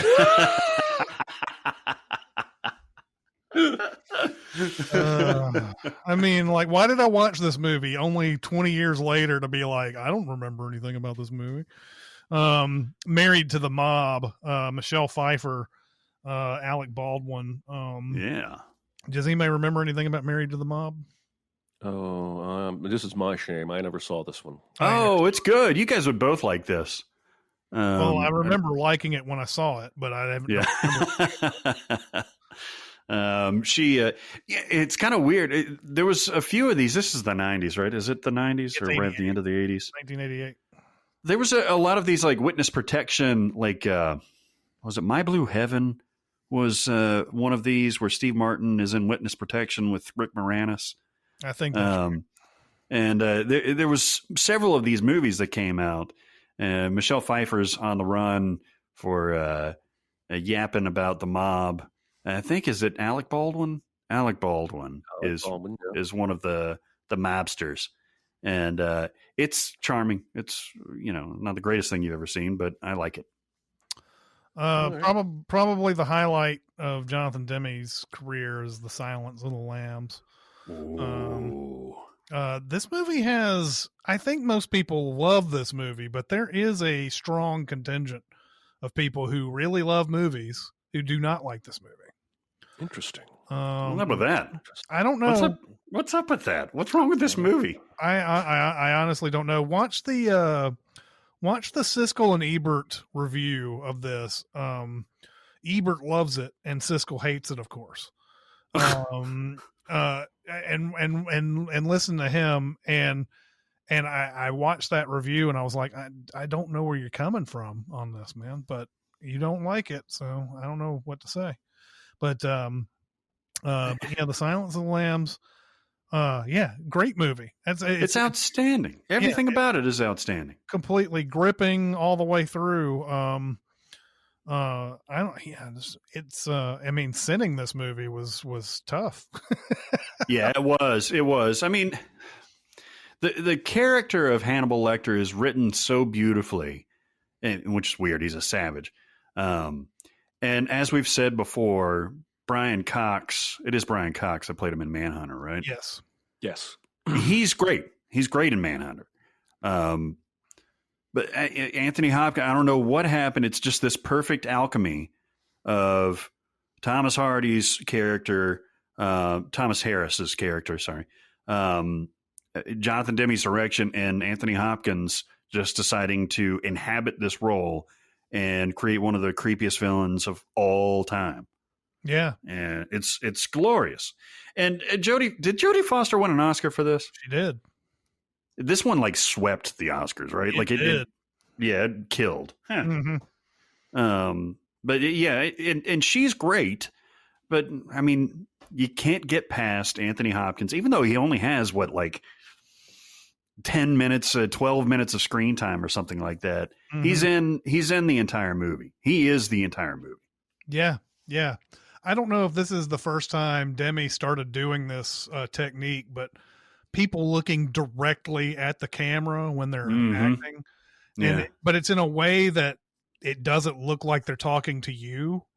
I don't know how he does it. There's got to be a little bit of a tilt of some sort, but it is arresting. And it's not just Hannibal Lecter that he does that with. He does that with a lot of characters in this movie.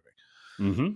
Even the bug guy who hits on Jodie Foster, they do that. Fucking bug guy, man. Yeah, man, totally.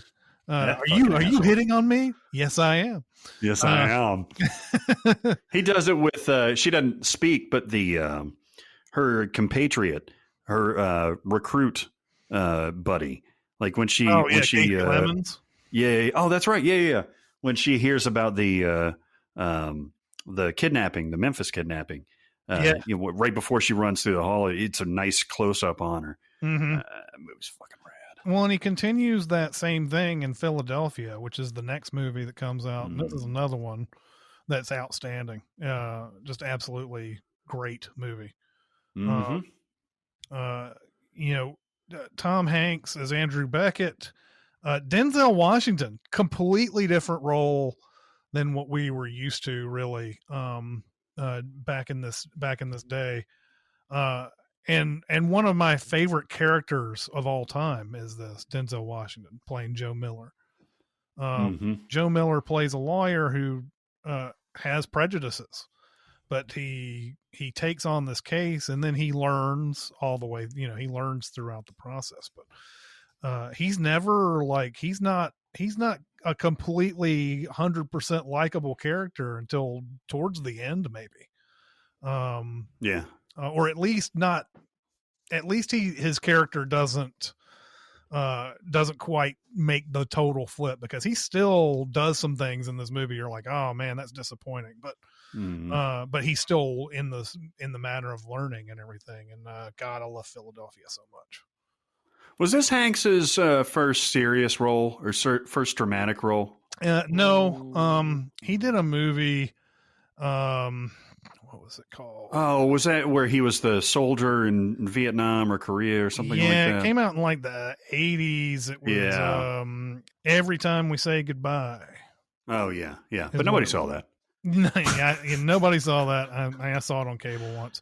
But yeah, he had done stuff like drama and you could even say stuff like Sleepless in Seattle, even though that's a romantic comedy, was one of the first times we didn't really see like manic Hanks, because that was his sort of his thing, was doing that. He was always that, I don't know, pure comic character or whatever. But then Sleepless in Seattle, we started toning it down a little bit. But this is certainly his first like powerhouse dramatic performance, definitely.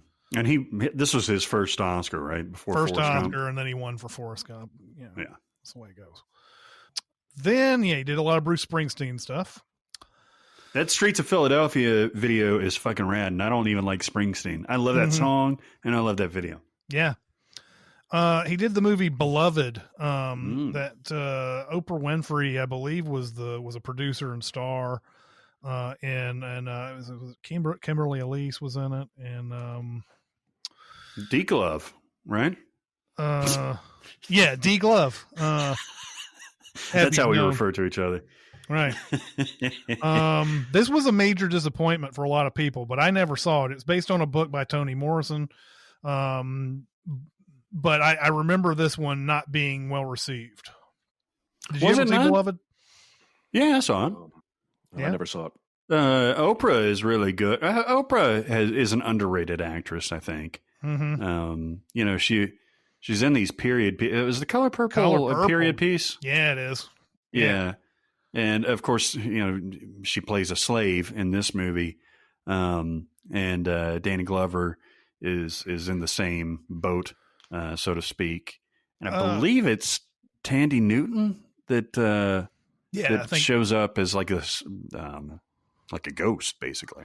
Yeah, I think that's right. I don't know. I can't remember if that's. I never saw the movie, so I don't know. Yeah. But I think she is in it. I think I remember seeing her in the trailers, even maybe. Yeah, Tandy Newton plays Beloved. Roll credits. Is she might be the main character? Is she the main character?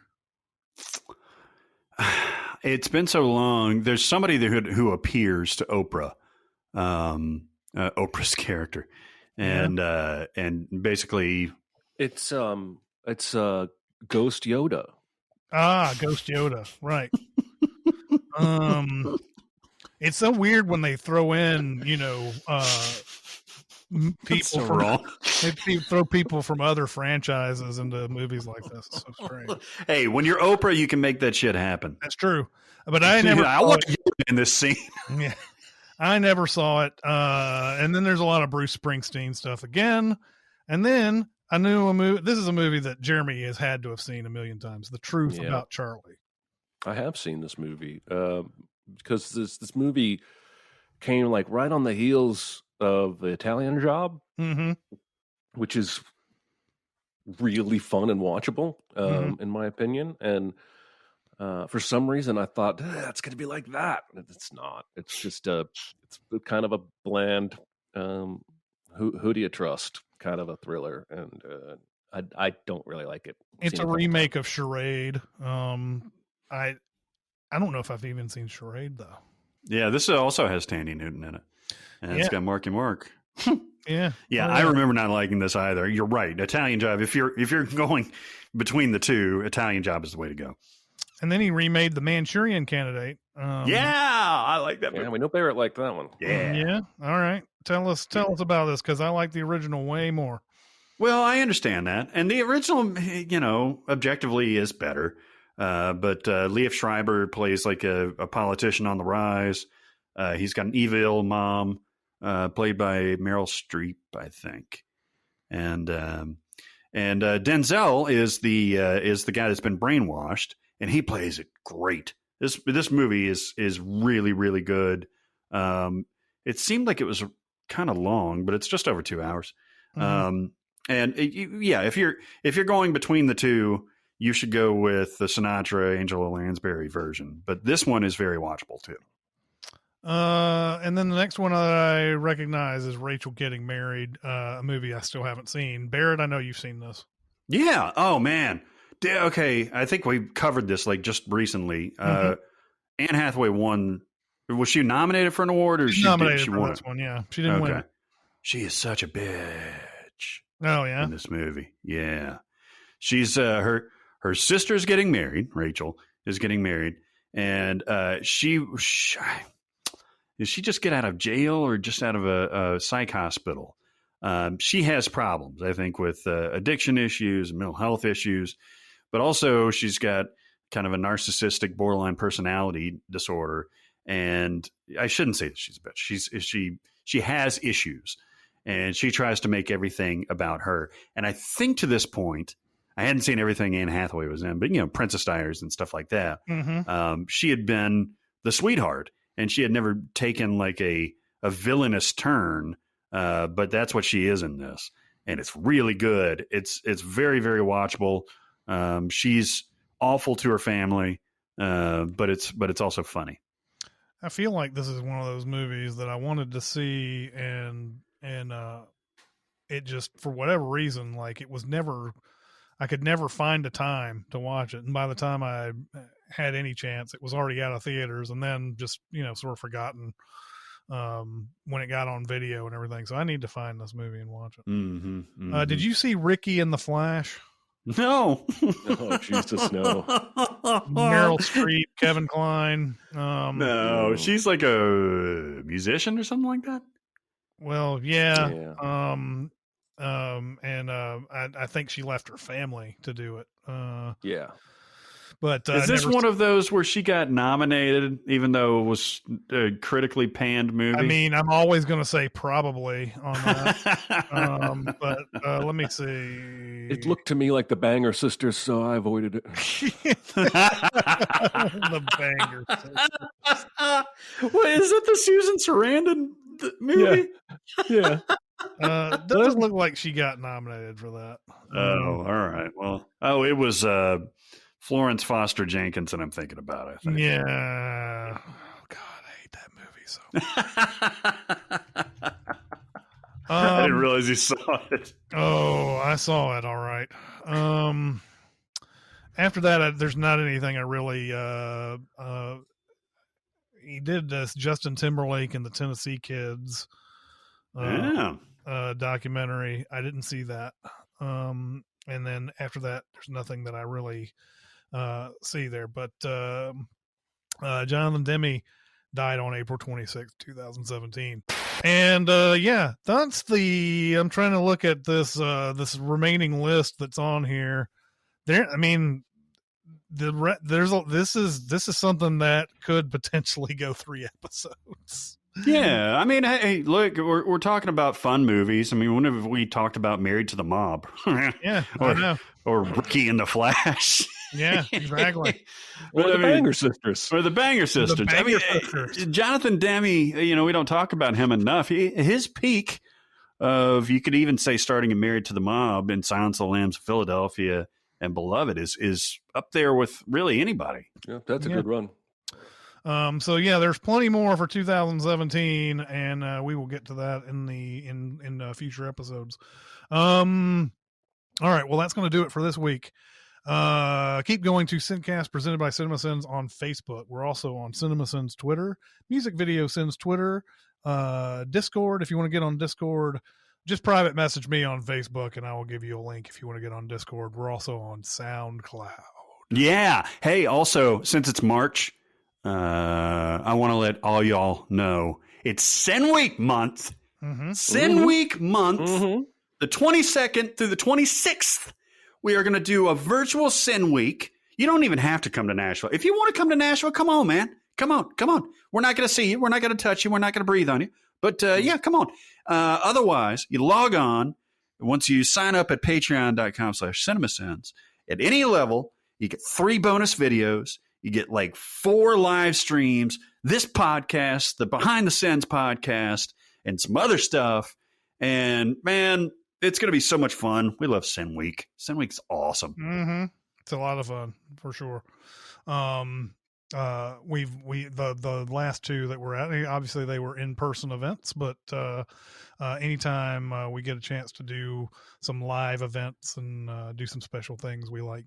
We love doing it. We do. And listen, yes, 3 bonus videos. Let me tell you what those are.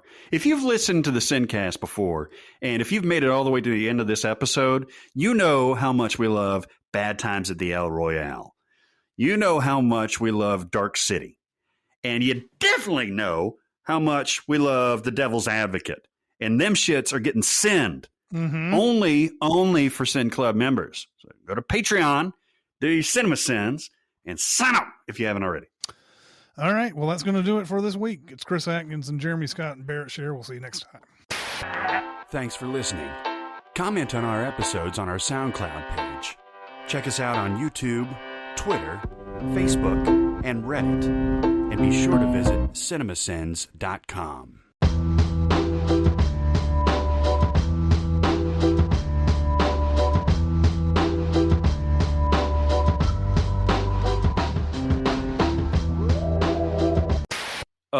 What he did is he remastered the original meme, creating basically a new version, and he sold the rights to that and promised not to sell them to anybody else. And some dude paid like $600,000 for it. Oh, okay. Well, I thought, in fact, when I came on, I thought you were talking about the one that, and it wasn't that. It was something else that somebody made that went for $6.6 million. Oh, Grimes. Was that the Grimes thing? Sold a bunch of shit in like a week for $6 million. I don't know. I thought it was one piece that was 6.6. Oh, I might have said that misspeaking. I don't know. I may have missed all those numbers.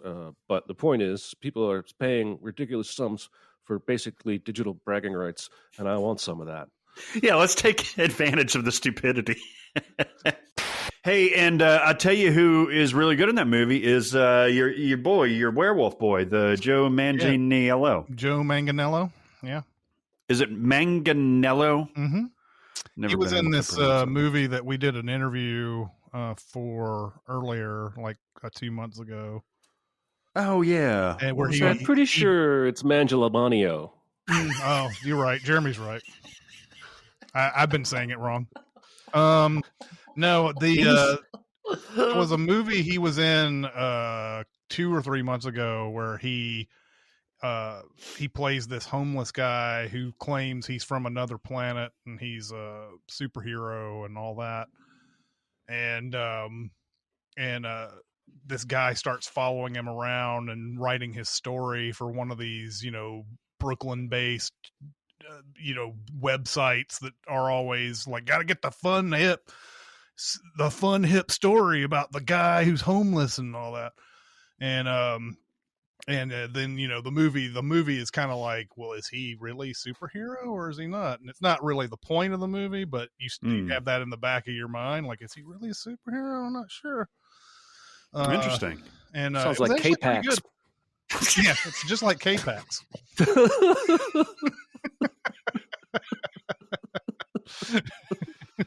Motherfucker. He was in Spider-Man. Yes, he was. Manganiello was? He was the Flash Thompson bully that tried to punch. Oh, wow. Yeah. Wow. I forgot that. He's been in DC and Marvel superhero movie because he's in that stinger on... he's in Deathstroke. He's Deathstroke. I actually watched Justice League again. What the fuck is wrong with you, man? Yeah, no kidding. There's something wrong with it. My son hadn't seen it. Why didn't you wait until the Snyder Cut came out? That's like in 2 weeks. I'll tell you why. I wanted to watch it one more time to compare them. I don't know why I did this, but we were sitting around. It was family movie night, and I was like, yeah, you go through and you're like, I can't watch that. You can't watch that. And I stopped on Justice League, and the son was like, hey, I recognize all those people. And I was like, all right, let's watch it. He loved it. And my wife loved it. Yeah. Man, I mean, I watched Blade Runner 2049 twice yesterday. Which one of us is using their time better? You watched that movie. That movie's like 2.5 hours long. It was on, you know how they do on some of these channels where like the West Coast HBO is like doing the same thing the East Coast one did, just 3 hours behind. Yeah. So it got done. I found something else for a half an hour. I was flipping around again. It's coming on a different one, and I watched it again. I mean, it was on while I was doing other shit, but and I joke, spending time with your family is, you're using your time wisely. And meanwhile, I'm marathoning everything that Aaron put in that top 25 on the year-end movies thing, and you guys are sitting there watching Justice League and Blade Runner and shit. I did do for the first time in maybe a long time. I watched 3 movies in one day on Sunday, like all the way through. Nice. Because I watched Lincoln, which is really good. Mm-hmm. I watched Wally's Game, which I told you guys about, which really needs some editing, and it would be almost a perfect movie. Mm-hmm. And then I watched Grudge Match. Oh, that's that De Niro Stallone movie? Yes. What the fuck? Oh my god! Man. Hey, it was watchable. It's got your boy John Bernthal, or Barenthal as you call him. Joe Bernthal.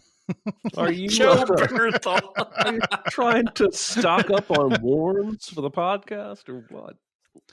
Look, it was on. It was just getting started, and Alan Alda plays the old trainer for Sly, and Kevin Hart's in there, of course, and Bernthal and De Niro, and they're making jokes about De Niro's tits, and I was like, Aaron, I'll watch this.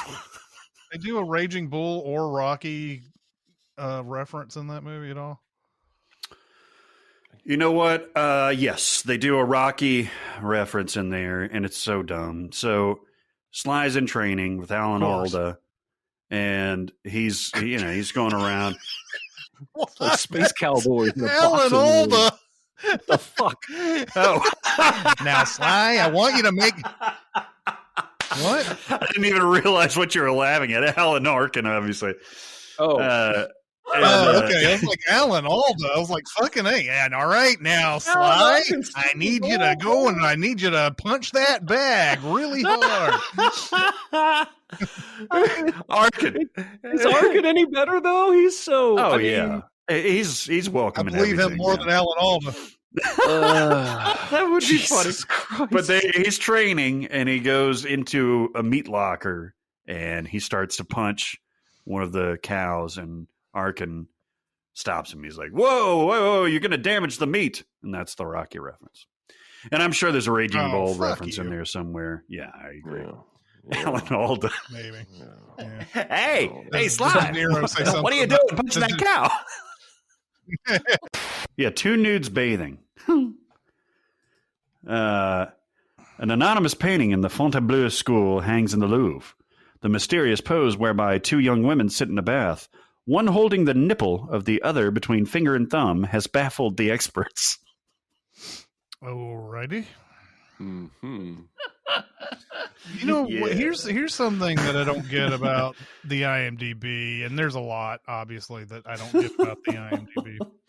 But I was looking up a movie the other day. Someone told me to watch Allah on Mubi. And so I looked it up. I looked up Allah. And in the plot keywords, it was male frontal nudity, female frontal nudity. And I was like, all right. How that? Yeah, all right. It's cool. That's awesome. But how is that a plot keyword? That was what it was fucking with me. I was just like, like if you're telling somebody the story of Allah, would you be like, there's this woman who is a mail order bride or whatever, and she gets totally naked, by the way. Did I say that? Then she lives her life and everything. It's like would you not know what the story is about if she doesn't get naked? Yeah. Those plot keywords are messed up, man. Yeah. There's one, I just pulled up one of John Hurt's at random. It's Jake Speed. And plot keywords is car crashes through a door. Yeah. I mean, fuck. I know, I That's know up my alley. If you're like, I guess this is the only place they could put something like this, but I imagine that there are people out there who are like, where are some other movies where a car crashes through a door? So it's good to have those in there. Yeah. But like, they need to come up with something else. They need to, I don't know, they need to call it